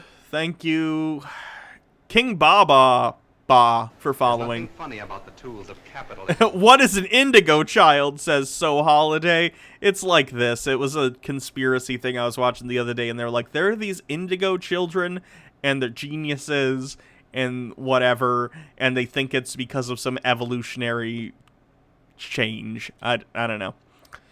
So, this is like children with extraterrestrial DNA or some bullshit. 2011. I had another meeting with them back in 2012, okay? So once again, the Galactic Federation came to me and... What? There's a Galactic Federation? And it came to you? Why? Why you? What is this Galactic Federation? Where is it based? Who are the members? Why did they come to you and not, you know, any leader of the Earth? Any country on Earth? I'll kind of explain the experience. So I was just Cold hanging out stare. in Galactic my, Federation? you know, in Are my we student Metroid residence at the now? time. Yeah. And this huge white light being, beautiful being, I don't know if it was a Palladian, I don't really know what kind of being it was, just looked like a giant, kind of maybe 6 or 7 foot tall astral body that walked into the room, okay? And so this is a person that is either a liar or has hallucinations that they really, really need to get checked out. This being told me telepathically that they need my help. They needed my help. And at this point, you know, I was astral traveling, I was remote viewing, I was telepathically communicating to a variety of different species. I was having flashbacks of past lifetimes. Like, I was in it, right? And so I said, okay, great. What do you need me for? Right? Let's go, right? So he takes me to this place, felt like a male energy, takes me to this place, and it was just kind of sitting in the universe. We didn't go on a ship, we didn't go to another planet, we just kind of sat in space. And I was in my astral body, he was in his astral body. And he brings up this... They're astral projecting, like Dr. fucking Strange. I don't know what to call it. It looked like a hologram. It kind of like he opened up a television screen when we were just sitting there in this astral realm. And he showed me all of these clips, like very realistic clips, like watching a movie, all of these clips of these giant dinosaur type beings, humanoid dinosaur type beings, and they were on different planets. So Holiday, this all sounds like stuff my family would get into. I am hollering. You know, Thanks humanoid for the type bits. beings. They were always taking over. Sometimes they had guns, and I thought that was actually kind of funny to see, you know, a humanoid dinosaur carrying a huge gun. I'm like, what? Like, at this point, I didn't really know interdimensional. I'm like, an interdimensional being can carry a gun? I thought that was a very human thing. Like, I thought that was a very earthbound thing. So, you know. I really, really hope this woman, like, speaks to someone because she legitimately needs help. I was learning as I went. And so I just saw them time and time again, you know, in war zones, taking over entire civilizations. She saw into the Super Mario Brothers movie universe accidentally. Dennis Hopper is King Koopa with his Super Scope gun. I don't know if that's a reference anyone will get. With 100 bits, So Holiday, Argonians out here with guns. Gaining access to money and power and control on all different terrestrial planets all over the universe, you know, in all different galaxies. And so this being, this astral being told me, he said, if we allow what is happening right now to continue to take place, these beings will do the same to humans. They will do the same to this civilization. And I said, okay, well, what do we do? Like, you know, what's next? How do we stop this, right? So he kind of had to show me a little bit of the history of this species. And of course, he was showing me the Draconians, the Archons, the Reptilians. You need to know, and I'm not going to talk too much about this, but there are an infinite. There's so many different types of reptilians out there in the universe, right? So The other thing, too, is not all reptilians are bad, guys. They're not, okay? But we're going to be talking about the reptilians and humans and planet Earth, and it's not a lovely story, to say the least.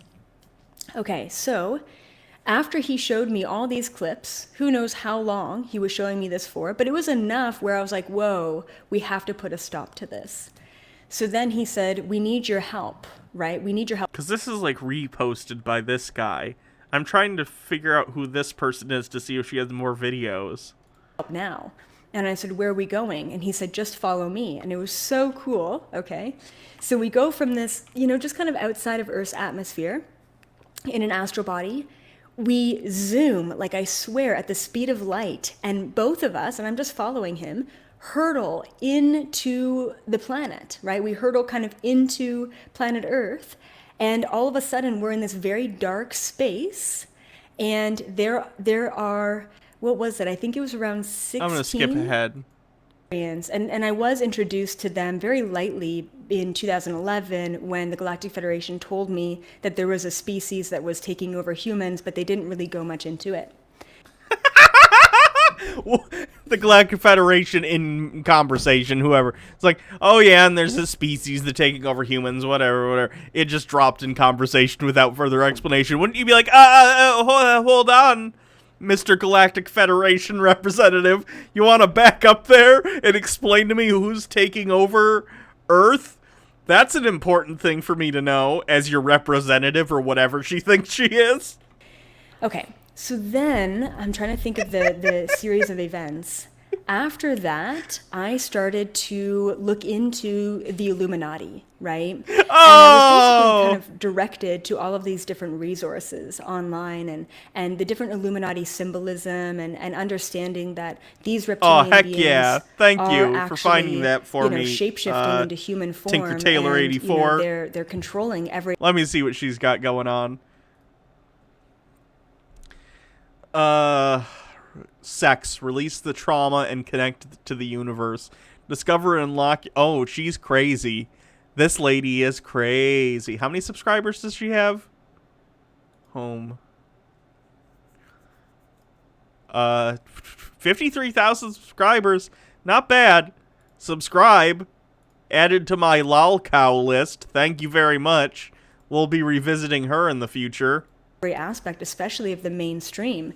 And I started to seriously break down the illusion of this matrix. I would watch a music video and I would say, oh, black and white floors. Oh, the sign of the whatever, the triangle, right? I mean, it was just, it was so clear and so evident in every single way possible that it kind of freaked me out, right? I mean, I felt really trapped in that moment in this reality.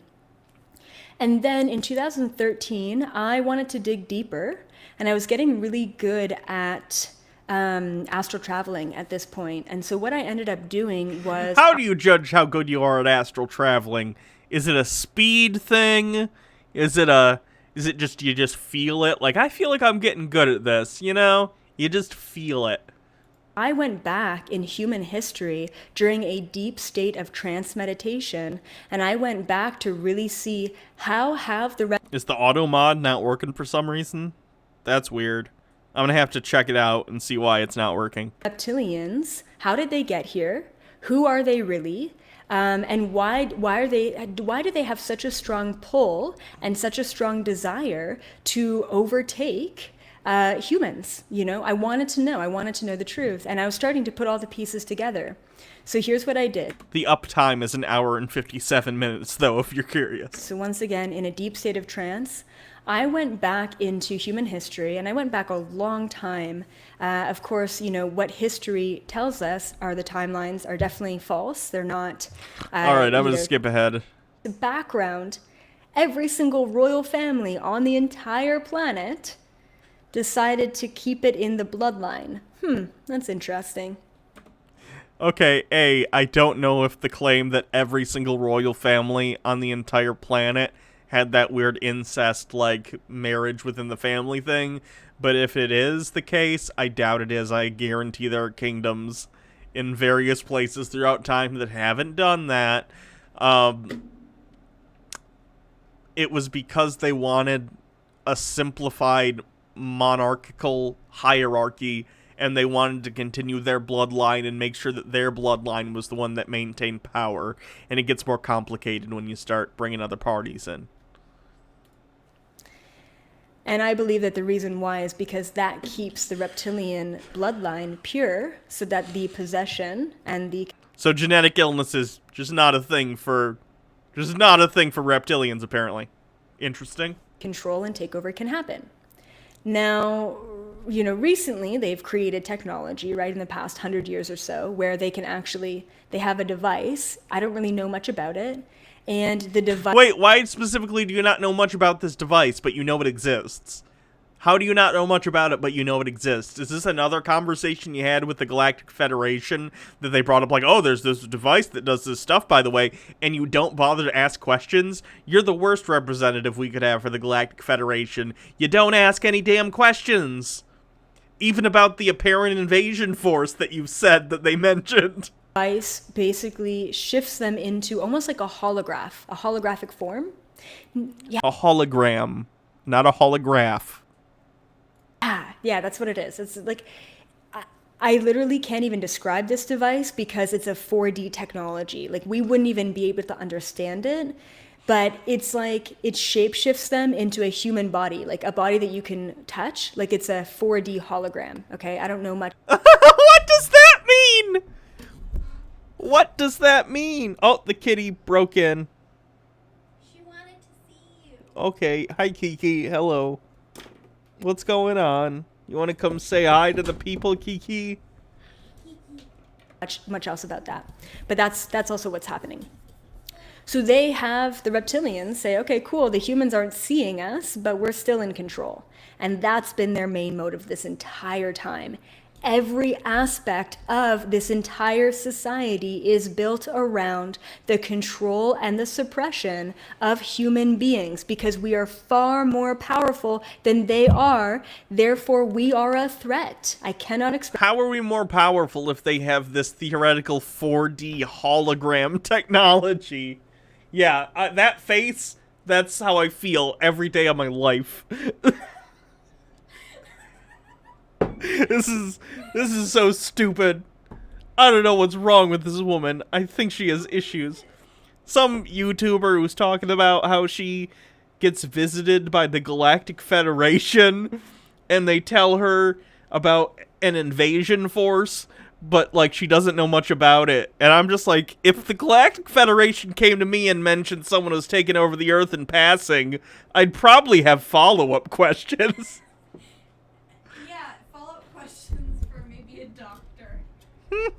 Express it enough. We are a threat to reptilians. So they're trying to take us down. And you know what?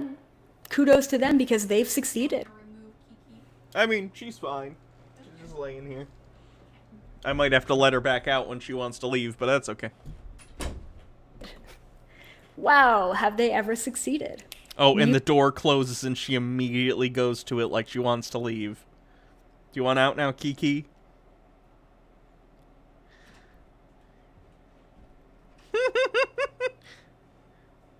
She immediately changed her mind. Yeah, that happened. Oh, cats. Music industry, celebrities, politicians, religion. Oh my God, right? Crazy. They really have.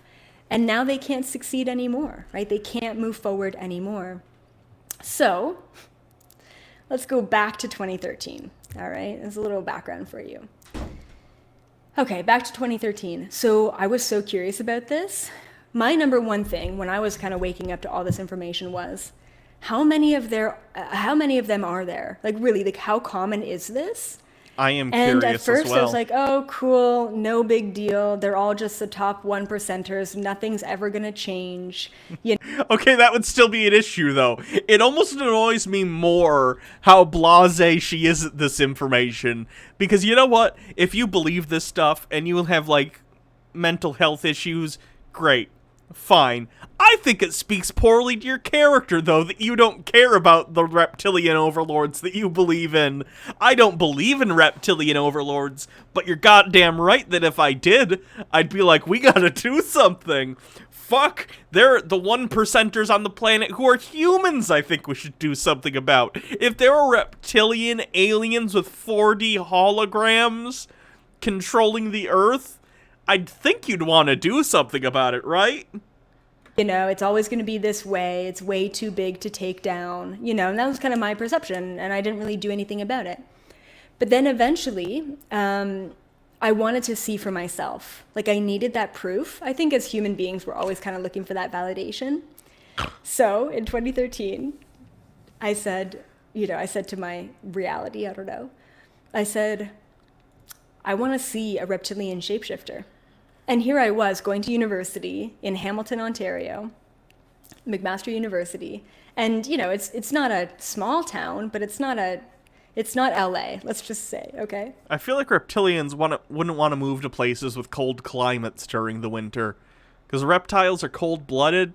Seems like you'd need to carry around a heat lamp, and that's just cumbersome. So I was taking the bus to and from my apartment and to school. And and so, after I basically put the call out, I want to experience this. I want to see them firsthand. Like, I want to know that they're actually here. And I was on the bus, and the oddest thing ever, there's this woman, okay, she looks like she's literally straight out of the 1930s or 40s. She's wearing all pink. She wasn't that old, actually. She was maybe like, oh God, 45. like the whole color temperature just changed. Perfect pink hat and these white gloves, and she was sitting there. I was like looking around the bus saying, is anyone else noticing this woman? And she's just an old lady with an interesting fashion sense. Put together. Like, she definitely wasn't homeless, but she looked a little, Anyway, so her legs were crossed and her hands were on her knees, just very proper, just sitting there. And I got a weird feeling about her, like dark, like she was wearing pink, like all pink. And that's the paranoia probably being caused by your schizophrenia. Please, I really hope this woman gets help. I really do, because this is sad. Really dark vibes from her. So I closed my physical eyes, I closed my human eyes, and I opened up my third eye. And it was one of the most grotesque visuals I've ever seen. AKA your imagination. In my life. There she is sitting, and I can see her physical self with my third eye. She's sitting there, and behind her is this huge, ugly, dark, almost like a black shadow, reptilian entity that's like latched on to her back. It's latched onto her. And I'm like, oh my God, this is a reptilian possession. Like, I saw it, right? And I'm like, what do I thought they were using 4D holograms. Now they're possessing people? Why do they need both? Wouldn't it be one or the other? Or is it a personal preference thing, like iPhone versus Android? Some of them use the holograms, but other ones are like, I don't know. I like the old-fashioned possession myself. You young kids with your 4D holograms, taking it for granted. What do I do? So I opened my eyes again, and I just looked to see if she noticed me, and no, she didn't. She was like right across from me. This wasn't like down the bus. This was right across from me. So I closed my eyes again, and I started shooting light into her, not aggressively, but with love, right? I'm like, you're loved. Like, you deserve freedom. You deserve sovereignty. You're a human too. I love you. We love you. Da da da. So much white light, and I did that for, maybe a concentrated 60 seconds, which is quite a lot of love, right? In that 60 seconds, I opened my eyes, and I shit you not, this woman is like up against the window of the bus. She has this face, like it's almost like she just got shot, like the most painful face you could ever imagine, like this. And you could tell this thing was like fighting me, right? And so I just kept doing that until it was my stop. But I'm like, damn, okay. Like, that was my first experience. And so...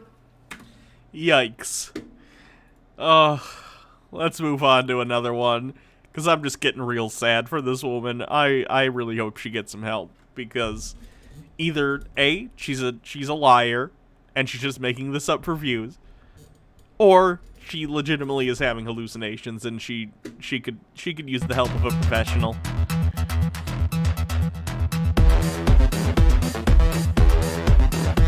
Obama, of course. That sure is an eye.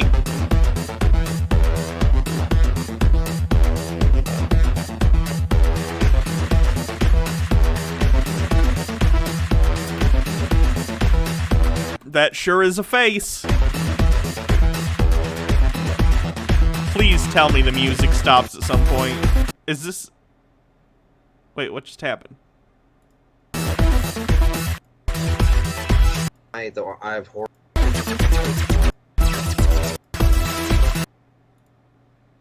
Messing them up in the brain is bad enough. Remotely killing people who they don't like, which might happen to me, you never know. Thing is, the lizards. Okay, lizards been around a long time, like since before ancient Egypt and everything. And the not before ancient Egypt. The symbol, you know, that eye, the Eye of Horus with the squiggly hanging out of it.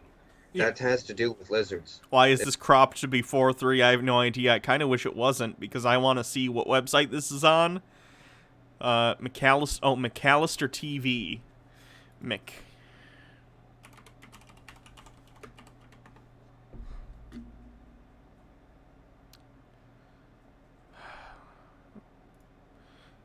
On BitChute.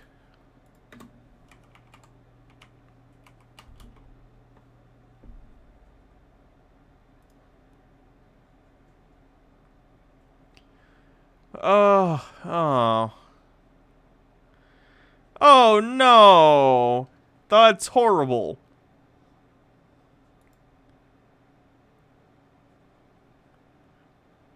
Oh no. Oh, this person's into like Q bullshit too. Oh. Yuck. Nope. It's a lizard symbol. It means two things.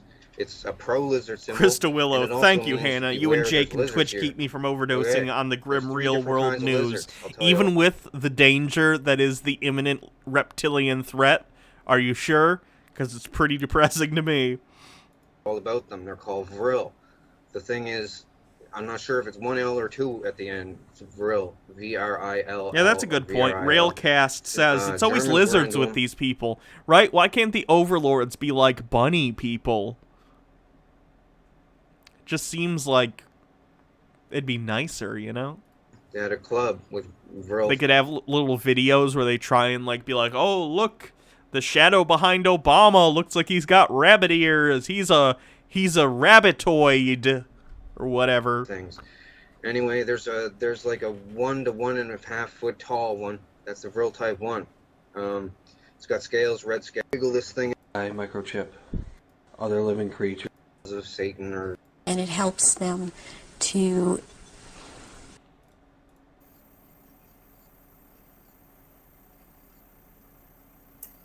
Hi everyone. So I have made a decision to redo this video. Wow, an Australian reptoid believer. Huh. Went live last week and did talk about the things that I had discovered with reptilians, but the sound quality... Do after school? What's that? ...wasn't what I was happy with, so I've made the decision to delete that video and redo it, hoping that the sound quality is slightly better. All right, so I think I should probably start with a little bit of an explanation. So I have many different abilities, and one of the things that I do, and I haven't really spoken about this a great deal, is I channel. And when this happens for me, it depends. Yeah, there's hissing coming from the audio. That's her, not me. It's her awful recording. How big the work is that needs to come through. But specifically talking about the reptilian stuff that I have channeled through, it was about a week that this information was coming through to me, pieces of the puzzle that... I'm going to do something funner. Send this to people who believe in... Send this to people who believe in koalas.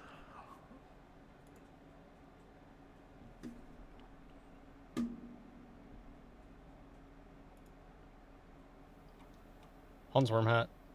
In this video, I want to talk about kind of an everyday thing that maybe you've asked questions to yourself about it before, maybe you've just never thought about it. Maybe you never go down this aisle and you're... Wait, koalas aren't real, says Noctil. Oh, this person believes koalas aren't real, and gorillas, and some other stuff, and I think this is going to be a conspiracy about hair dye. Local grocery store, I don't know. But have you noticed in the grocery store, which grocery store mostly is supposed to be selling groceries, food. It is. Grocery stores mostly sell groceries, unless you're like a department store kind of. Like here in Michigan, we have something called a Meijer. It's a little bit like a Walmart, but they have union employees. And it's a store that about half the store is groceries, and then half the store is like electronics, toys, houseware stuff. A lot of stores are like this. That's fine. It's not a conspiracy. Sure, they have other hair care stuff. They have toothbrushes and toothpaste and all that. Yeah, but have you noticed how big of a space they have for hair dye? It's one of the biggest sections. If you think of the grocery store and you think of like a niche item type and think of how much shelf space it gets, why does hair dye get such a huge amount of shelf space? I'd imagine because it's a high profit margin product. B, they need to facilitate tons of different hair colors because they have no idea who's going to be coming into the store to buy hair dye. And if someone's using hair dye, for instance, to cover up gray and they want it to match their natural hair tone, then they're going to need one that's very accurate to their own natural hair. So they don't come into work the next day, let's say, and have a completely different hair color, although that's fine. Some people don't want to do that. They just want to cover up some stuff. Also, it's a product that gets bought because people like to change the color of their hair, for instance. Jake dyes his hair purple a lot of the time. But a lot of people dye their hair different colors for different reasons, and a variety of products exist for this. It's not that weird. I don't understand why you would come up with a conspiracy about this. I'm curious what he thinks the scheme is behind it, though. Shelf space is like realty when it comes to grocery stores. The ability to get shelf space, that's big. You notice how sometimes Coca-Cola will be able to take over a huge section of an aisle just with Coke products. And sometimes you'll be looking for another product and they just have one little tiny section. Okay, what is up with this huge hair dye section? Okay, but let me say this too. The Meijer near me, they have a whole aisle of toilet paper and paper towels. Theoretically, they could have one brand of paper towels or a few brands of paper towels and take up a very small amount, but they want people to have a variety. So they have tons of them. It's the same thing here. They think, and are probably correct in the assessment, that people who come to the store to want a certain kind of product want to be able to decide between various different brands and types within those brands. I think that's a pretty simple concept to understand. Does everybody go to the grocery store to get their... Still not 100% sure if this is a Poe or not. Only like 85% so far, says Crimson 11. I don't know either. If they're a Poe, they're the most consistent Poe in the history of Poes. A, they only have 2,000 subscribers. So they're not doing this for a big audience or anything. They have dozens and dozens of videos on various things. On various conspiracies. I really don't know. If they're a Poe, they're the most dedicated Poe in the history of Poes for basically no reason, for no payoff. It doesn't make sense. I don't understand. Here's a Dicks Out for Harambe video. What is this about? A social media post about Harambe, I guess. Harambe would have been 21 years old today. Well, Harambe is a fursuit It was made in Hollywood, probably, wherever they make. He thinks gorillas aren't real, also. Hair dye? Just from my own personal life experience, people that I know that dye their hair, they usually go to a salon to get their hair dyed. It's not typical for people to, oh, I went to the grocery store and bought something and dyed my hair myself. That's not typical. Yes, it is! I know Sarah likes to dye her hair. Jake dyes his hair. My ex dyes her hair regularly. Basically every woman I know dyes their hair at one point or another. It's a very common thing. Just because you're not personally aware of people who do it doesn't mean the people around you aren't doing it. Again, a lot of women, for one reason or another, decide to dye their hair, whether they want to have a different hair color than the natural hair color, or if they want to cover up gray or something like that. Like, it's a very commonly used product by a huge swath of the population. And even if you were looking for something like that, wouldn't you rather go to a place like Rite Aid or some sort of pharmacy that kind of specializes in beauty products? Why, when I can just go and pick it up when I'm getting my groceries? That's the point. Grocery stores like Walmart and Meijer and whatever else exists out there in the country where you guys live, they want to be as convenient as possible. They want to be a one-stop shop. Why the grocery store? Why does the grocery store have such huge...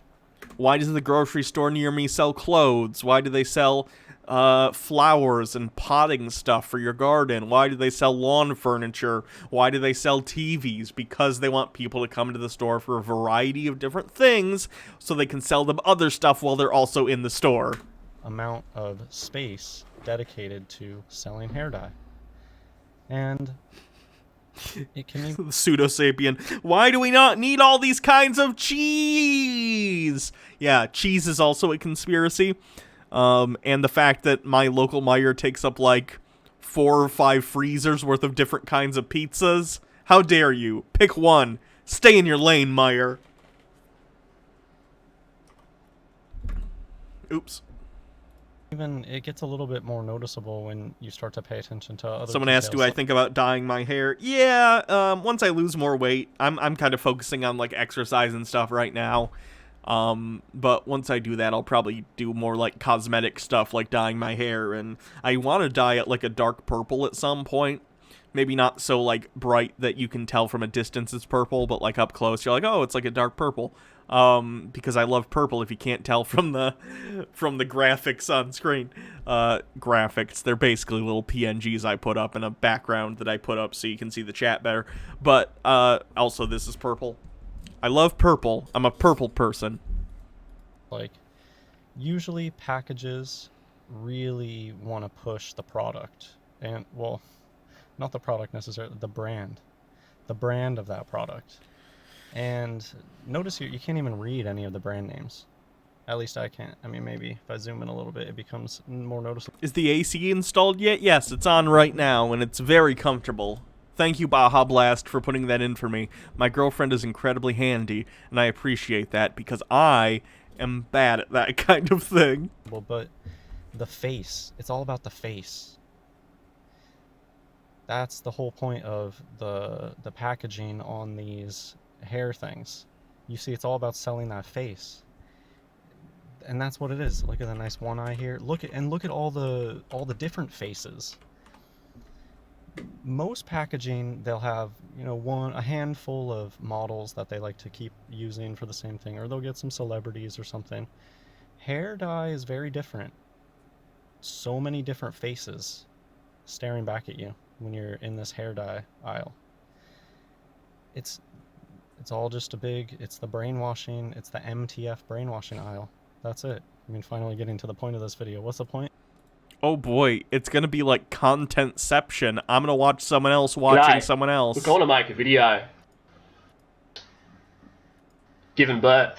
Alright, and there's no, you know, they can keep... What's up, what's up, what's up? Oh, my right ear hurts. Ow. Alright, I'm driving to work, so I just want to squeeze this video in there to get the information out real quick, just to help some people as to where I stand. You know, I know the enemy's watching this too, which I don't mind. I don't care. They do their homework. They're very clever. But anyways, yo, you know, straight up, Hans Wormhat exposed. Research that. Close your window while you're fucking filming a video. What are you doing? Also, maybe don't film a video while you're driving. It's not very safe. That in your little YouTube search bar. See what comes up. But I want to connect some dots, you know, and I'll try to make some sense later. Hans Wormhat is Nedino Johnson. Hans Wormhat is John Humanity and Joanna Humanity. Duh, that was figured out. Hans Wormhat is Heidi Wormhat. Duh. His excuse is that it was a spoof outing channel for Joanna Humanity, which is a lie. It's garbage. Read the comments on his last video, and he hasn't answered it. He hasn't come out with a video saying that. It's just point blank obvious. Duh. Do your research. Hans Wormhat is this is the thing. Hans Wormhat is Jonathan was wrong. That's right. I got your number, brah. What the fuck is this? Wormhat is follower of Christ. That's right. Why do you think the guy comments on both those channels so much? Duh. Hans Wormhat is. Well, I think I'm going to stop there, because that's enough. That's enough to get you salivating, to doing some research, and to start questioning all these comments on these jokers' channels. Start putting in some work. Start fighting a little bit. You know what I'm saying? And of course, be prayed up prior to. What the fuck? The return of Hans Wormhat. Today we try not to panic as the world gets sick, and we revisit the world of Hans Wormhat and his most bizarre conspiracy yet in court. So Hans Wormhat apparently came onto this podcast, whatever this is. Play? Oh.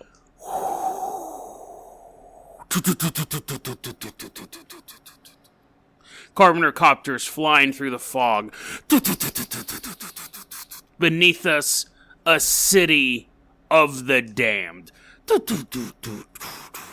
We all jump off the helicopter in our full hazmat suits. Go, go, go! Of the evidence is the word I was... Hey everyone, welcome back to another episode of Dead Rabbit Radio. I'm your host, Jason Carpenter. I'm having a great day. I hope you guys are having a great day too. We got a lot of stuff to cover, man. I just spent 18 minutes talking about the coronavirus and was like, this is boring. So I'm going to try to cut it down. It might still be 18 minutes long. We're going to make it exciting this time. We're going to put some sound effects in there, and we'll have some... No. Fan of Batman. Copter, we're going to fans. Okay, we're all getting on our... I had my hazmat suit on already. You're like, hey, Jason, what's this story about? Oh, I've been asleep for the past couple weeks. You're getting off the helicopter. Everyone else is snickering at you. At your impending demise. Why are you guys all wearing those hazmat suits? Just walking around. We're like, hey, dude, here in front of us. This is actually perfect because now that you have the coronavirus, which is what we'll be talking about, now we can get access into all these hospitals that we're going to be also looking into.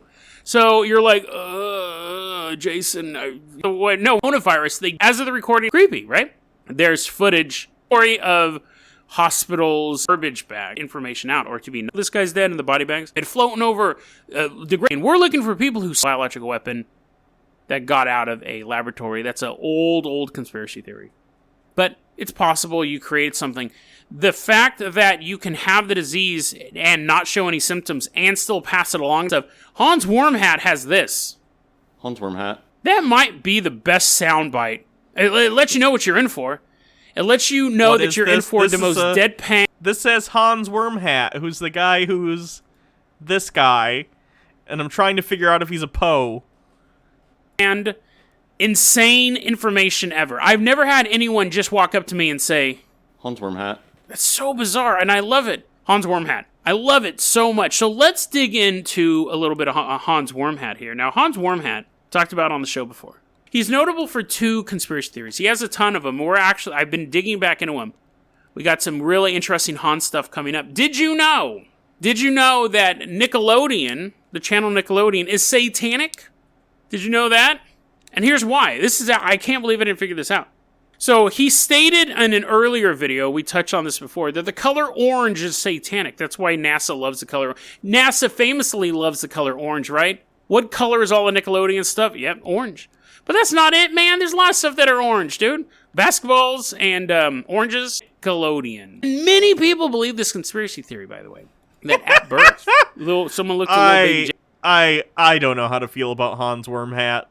I'm going to keep watching this, though, either way. The only reason that this aisle exists in grocery stores, and the reason that this aisle is so huge in grocery stores, places where everybody goes, and very frequently, is to brainwash you so that you think that men with long hair are women. That's the entire purpose of this. They get you. What? Okay. Why would hair dye help men with long hair look like women? Because men and women have the same hair colors, the same potential for hair colors. Like, there are men with red hair, there are women with red hair, there are brunette men, brunette women, there are blonde men, blonde women.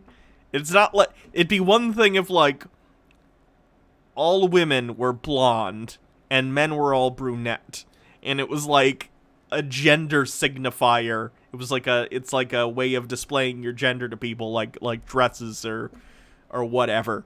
But it's not that. So why would hair dye you to see all of these man faces? These are models. Look at their faces. They're models. What do you mean? What? With long hair, shiny long hair, being presented as women. It's a brainwashing aisle. That is 100% the reason for this aisle in grocery stores. They're doing a real bad job then. There's a lot of transphobes out there still. International hair dye cabal. Please up your game. There's no way that they make money off of selling hair dye in the grocery store. They might sell like one hair dye package every month or something crazy like that. I don't know. This hair dye sold every day at grocery stores. Figures if somebody works at a grocery store and they actually know how often people buy this stuff. But it makes no sense that they give so much shelf space to a product like that. They're selling you they don't have to sell you anything.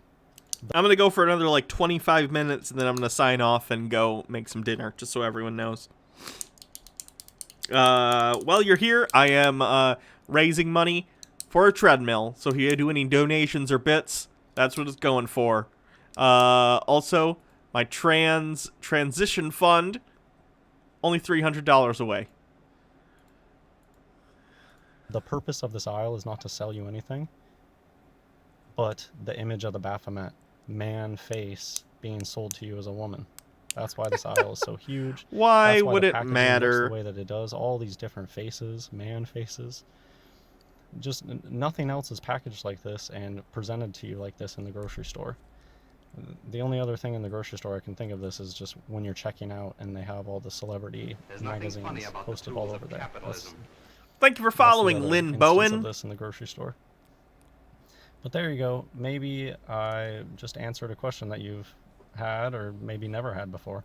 Why is the... Oh, Hans Wormhat. Why? Hans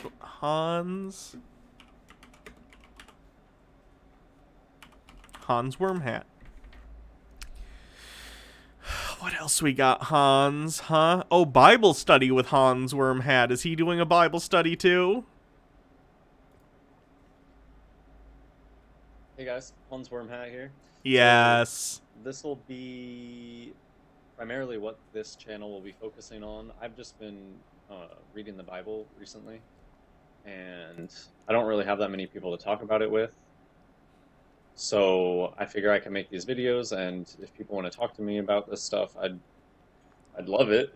And if you guys can point me at other stuff, if you want, if there's certain, everyone's entitled to what you guys think. So it's possible that I might make a mistake or the waters. And God said, "Let there be light," and there was light. And God saw the light, that it was good. And God divided the light from the darkness. And God called the light day, and the darkness he called night. and the evening and the morning were the first day. And God said, "Let there be a firmament in the midst of the waters, and let it divide the waters from the waters." And God made the firmament and divided the waters which were under the firmament from the waters which were above the firmament. That's the verse, by the way, that a lot of flat earthers use to justify the fact that the Bible says the earth is flat, because the firmament is basically a flat earth with a dome over it. So, biblical cosmology, not accurate. It was so. And God called the firmament heaven, and the evening and the morning were... No wonder he stopped doing that. Boring, Hans. So boring. Gorillas are not real, Hans Wormhat. Hans Wormhat, the fraud. Why are so many people mad at Hans Wormhat?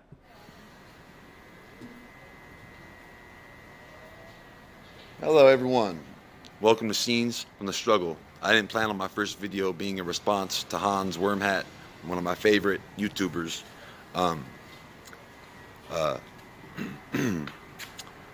Channel. Sorry. For those of you who don't know, Hans Wormhat does transvestigations. I think he's great. Not only do I like his old transvestigation stuff, I love all the stuff he talks about lately about the Bible and Christ. I'm a believer in Christ myself.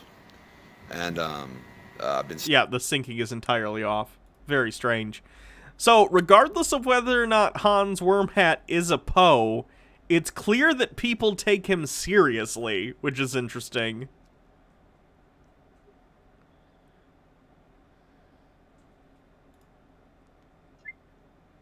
Okay, here it goes. Where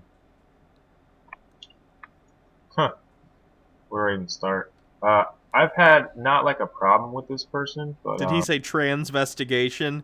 Yeah, he does videos too where he like looks at historical figures or celebrities and is like, I bet this person is secretly trans. That's what a transvestigation is. Their outlook for dead, so to speak. Dicks out for Harambe.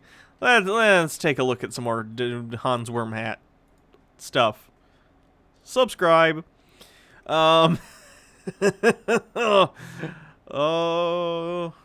what are his top again? Most popular. Nobody climbs Mount Everest to the top. That's a conspiracy. Reasons outer space is fake. Hans Wormhat. In this video, I'm going to talk about how outer space Fantasyland is fake. Someone says they found me some gold, Sushi Mom says.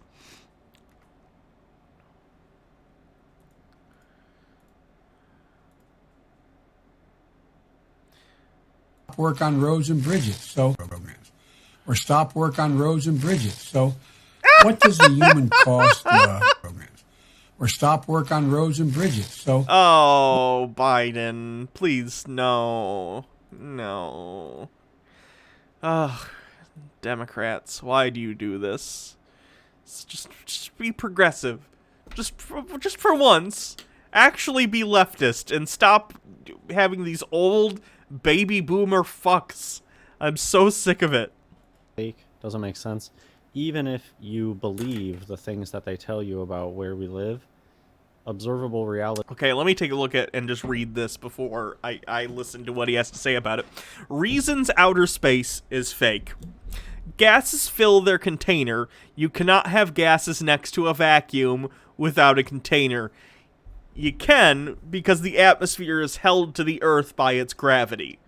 That's why there's a gradient going out into space, because the further you get from the Earth, the less under its gravitational pull you are. So if you get far enough away, the gases do escape. That's why at the edges it's very thin air, because there's not as much gas at the height of the atmosphere, because there's less of it. So yes, you can. Vacuums do not suck things out. Pressure differentials sometimes blow things out, like you've seen in movies if you're in a spaceship and an airlock opens or a hole gets blown in the side. Stuff appears to be sucked out, but that's not actually what's happening. There's a pressure differential between the inside of the ship and the outside of the ship, and the gas inside is trying to equalize with the pressure outside, and that's why everything appears to get sucked out because it's actually getting blown out by the gases in the room trying to escape. The gravity of the Earth is strong enough that it holds the atmosphere to the Earth. That's what's happening there. Earth's spaceship with gas bubble hurling through vacuum of space is bullshit. That's just a statement without any sort of thought behind it, so I don't know what to say about that. Although he does have an arrow here, which I think makes it look more official, so good call on that one. Oh, someone did something. Thank you for following Trash Dandy 420. Gravity, the notion that mass attracts mass, is not a real force. You know that's true because he underlined it. See Cavendish experiment for laughs. Let's take a look.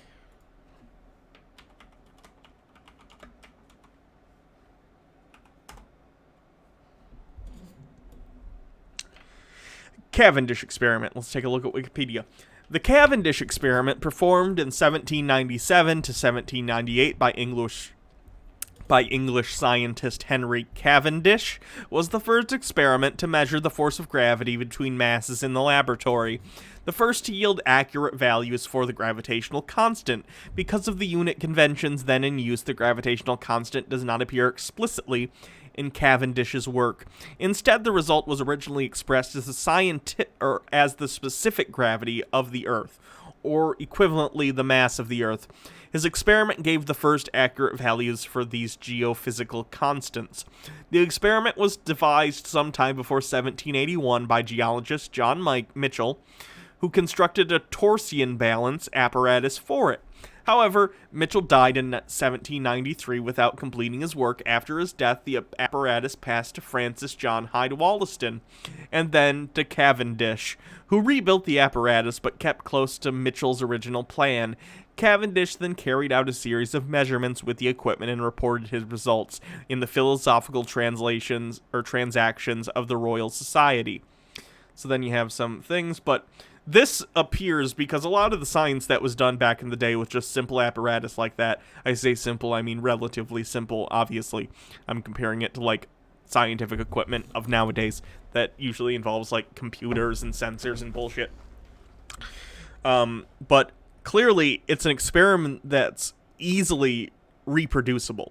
This has been reproduced by endless numbers of people, a lot of the time probably for teaching reasons. You could probably, in a college classroom, show this apparatus and have students repeat the experiment. The Cavendish experiment, in a couple minutes, get it to a position.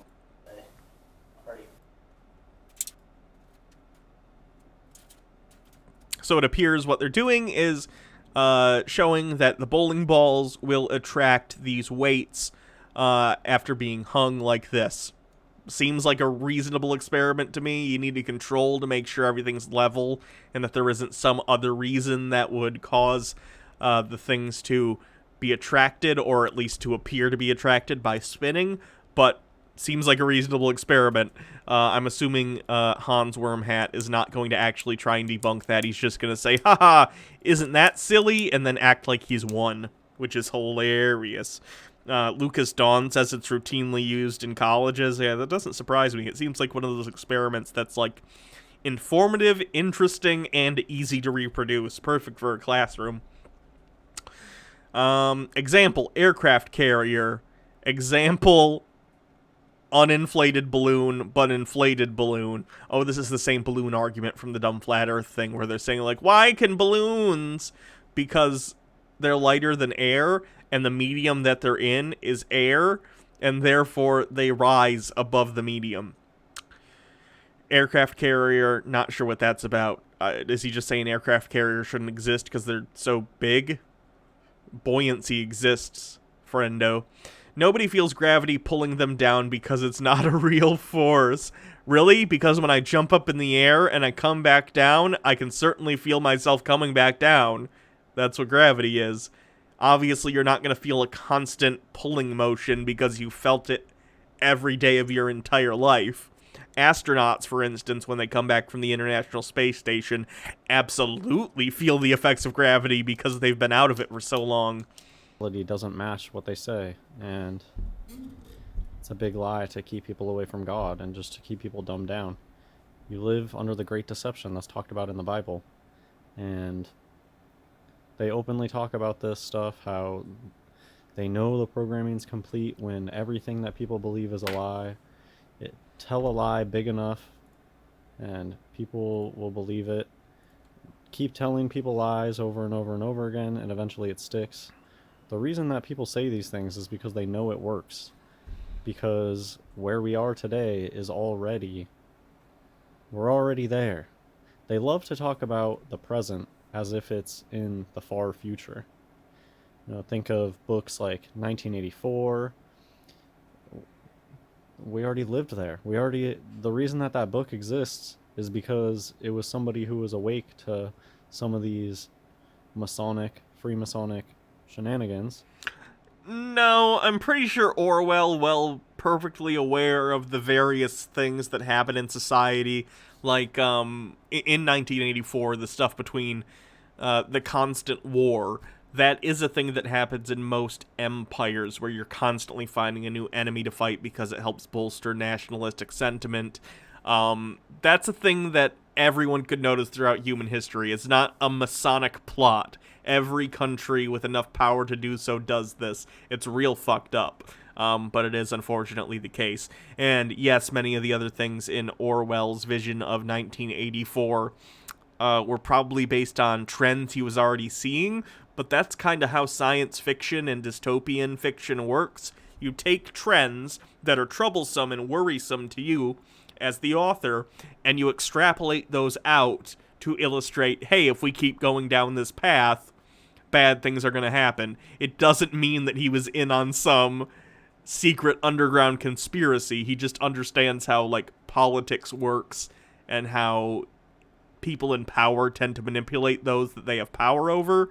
It's pretty trivial. I think most people understand this. And they knew about all the mind control and thought crimes, and so they wrote a book about it. Oh, Jesus Christ, what did Trump do?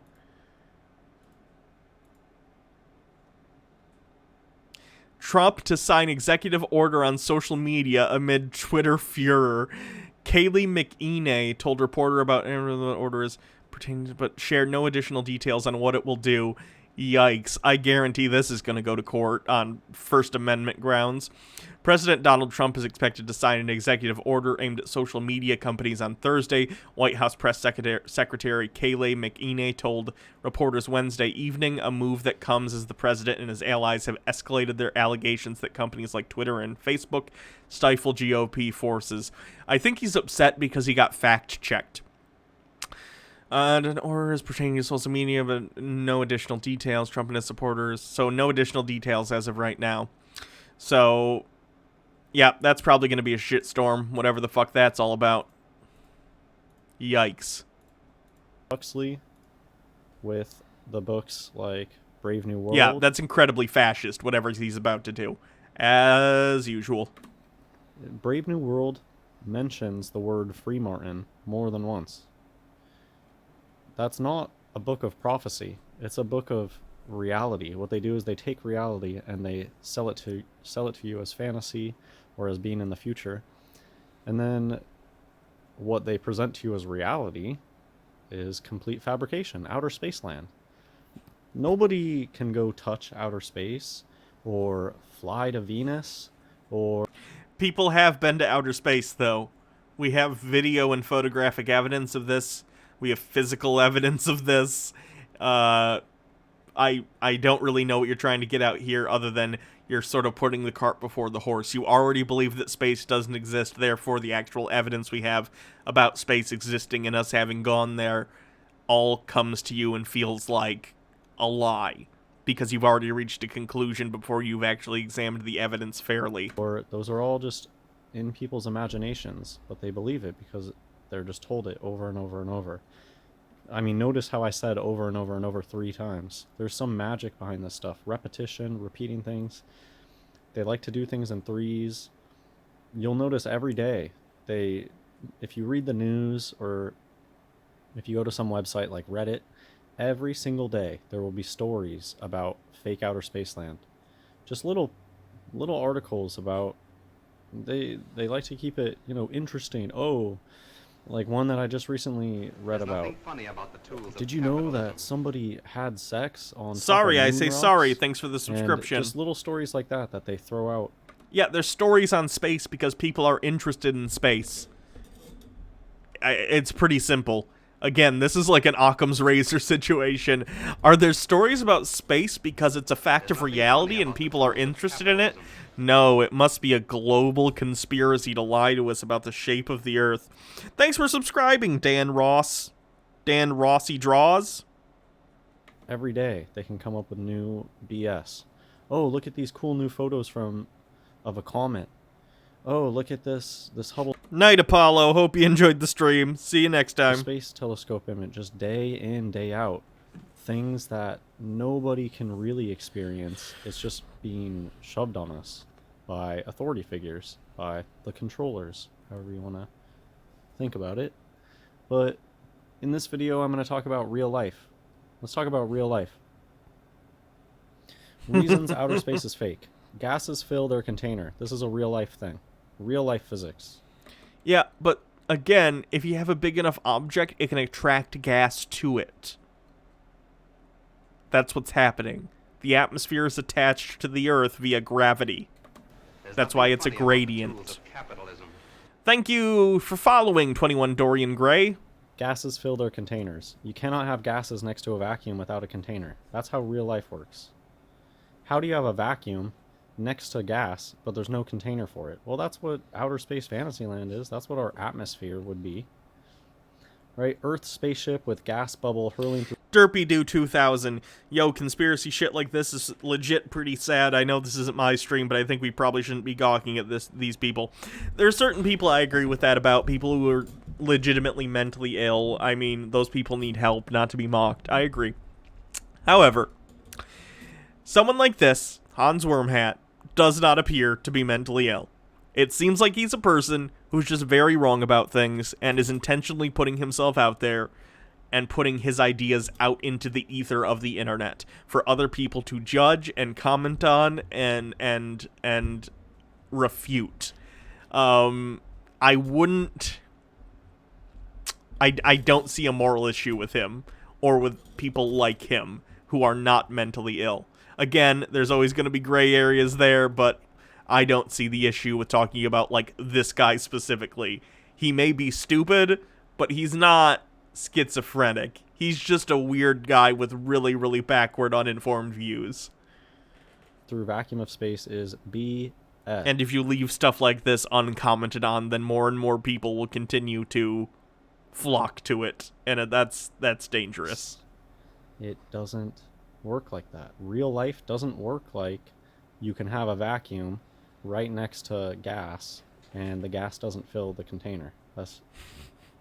You can have a vacuum right next to a planet with an atmosphere, though, because the planet holds the atmosphere in with the mass with the gravity caused by its mass.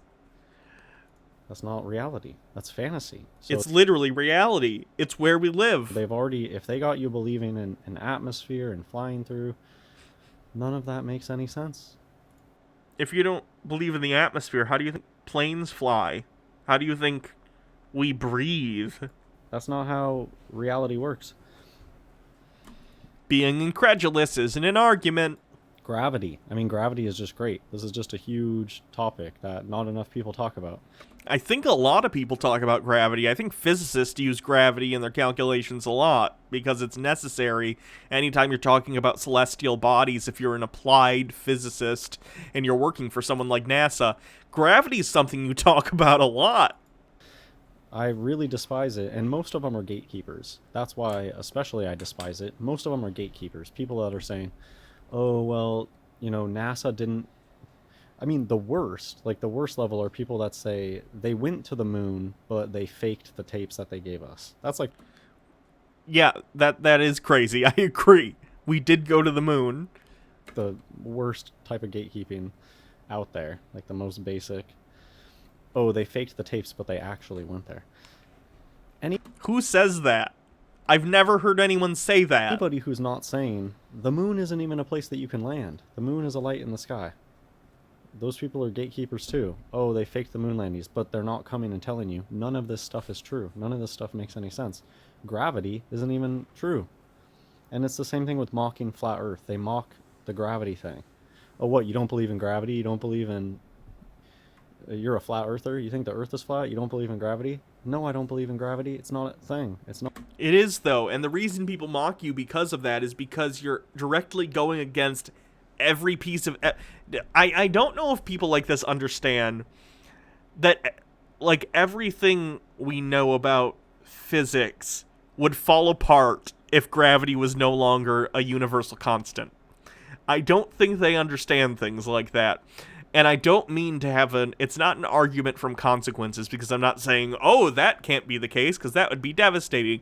No, I'm saying that we have done very real things in terms of engineering, in terms of space exploration, that are entirely based on calculations using the gravity and gravitational constants as we know them.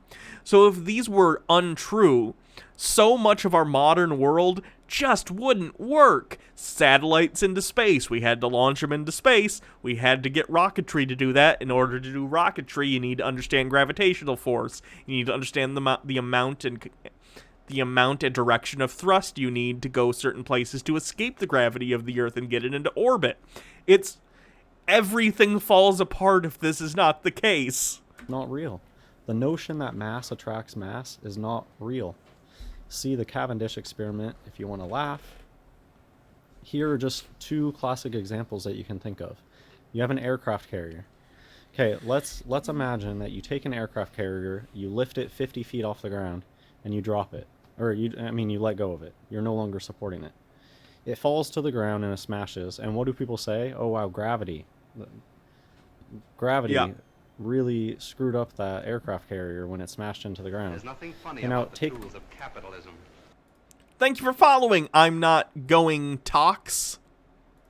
This aircraft carrier and place it in water. Why aren't people talking about gravity anymore? Where's gravity? How come it floats perfectly fine?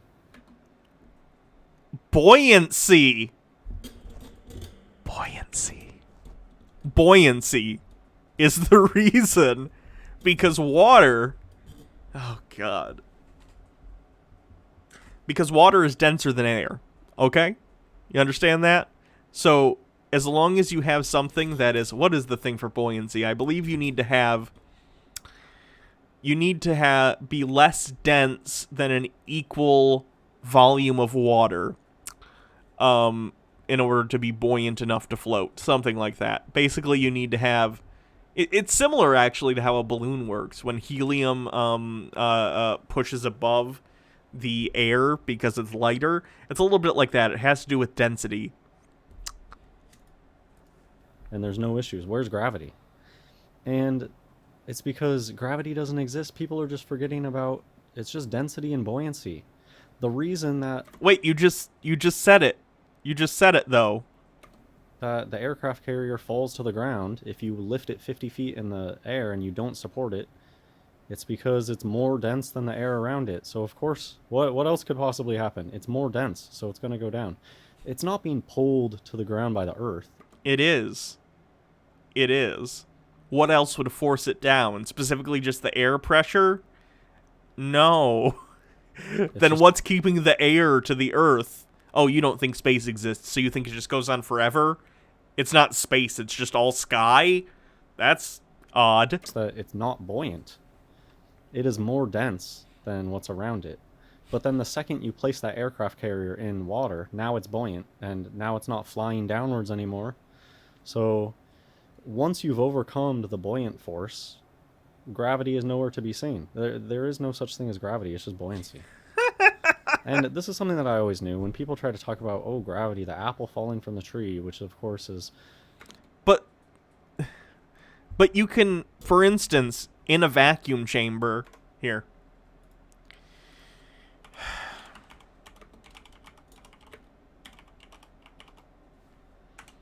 In a vacuum chamber, once you get rid of the factors of drag on objects, you can see the fact that all objects are pulled by gravity at the same rate. A bowling ball and a feather in a situation where... Oh, someone did something. Thank you for subscribing. Everything else is taken, yo. Nice name. If it was only buoyant force, then a feather and a bowling ball in a vacuum would operate very differently because their density would still be intact despite the fact that there is no air pressure. So, hold on. And they wouldn't be pushed to the ground because there's no air to push them. It was simple.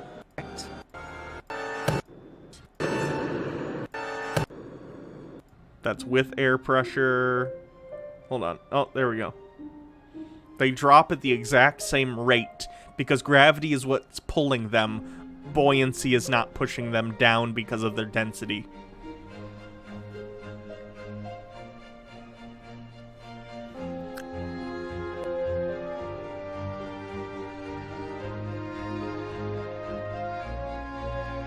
And there you go.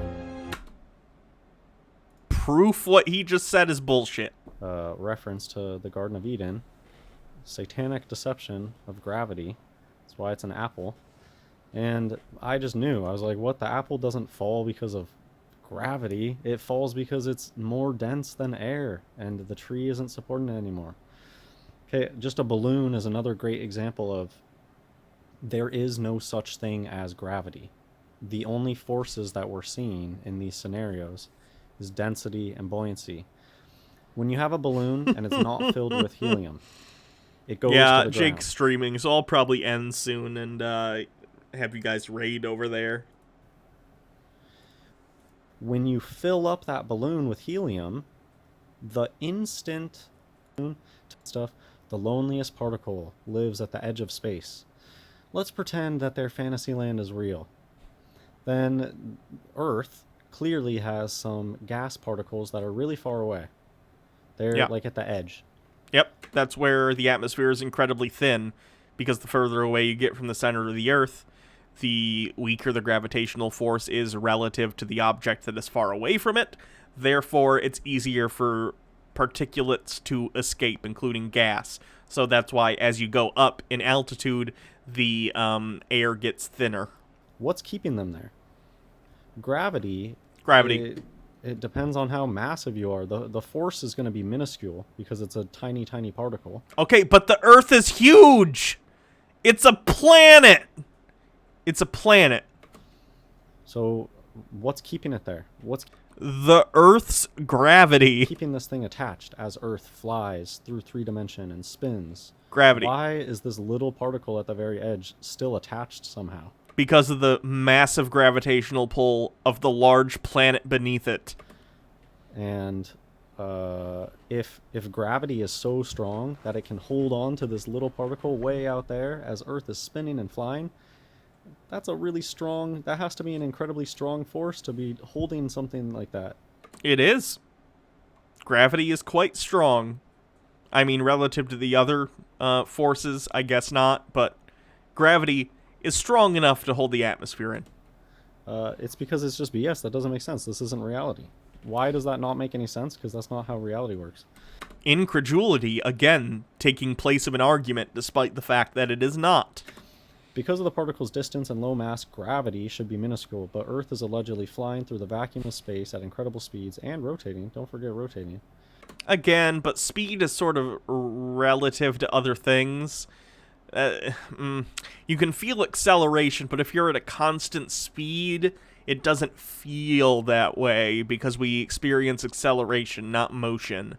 And all motion is relative. And with this little particle thing, I can even get into more stuff, but I didn't draw pictures. Like, if you would just be gone Earth with like a research stellar parallax, come out as negative parallax. Idea behind a planetarium. All right, I'm going to be done for the night. As I said before, thank you all for being here. I really appreciate that you guys take your time. You could be doing anything, but you choose to, at least maybe while you're playing video games or whatever you happen to be doing, you take time out of your day to come watch stupid conspiracy theory videos with me, and I really appreciate that. So thank you.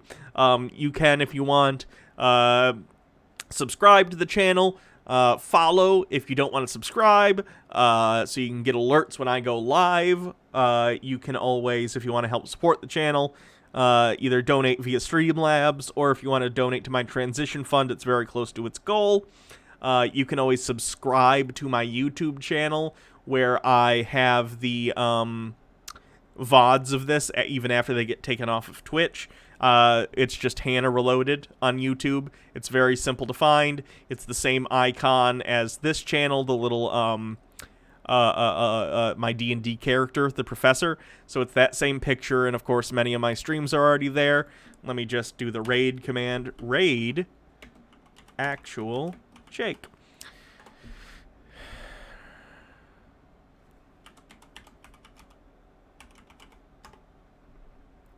Okay, so you're going to raid in 10 seconds. Thank you so much. As always, I hope you have a wonderful evening with Jake, or whatever you decide to do after this. And I'll see you guys later. Have a good night.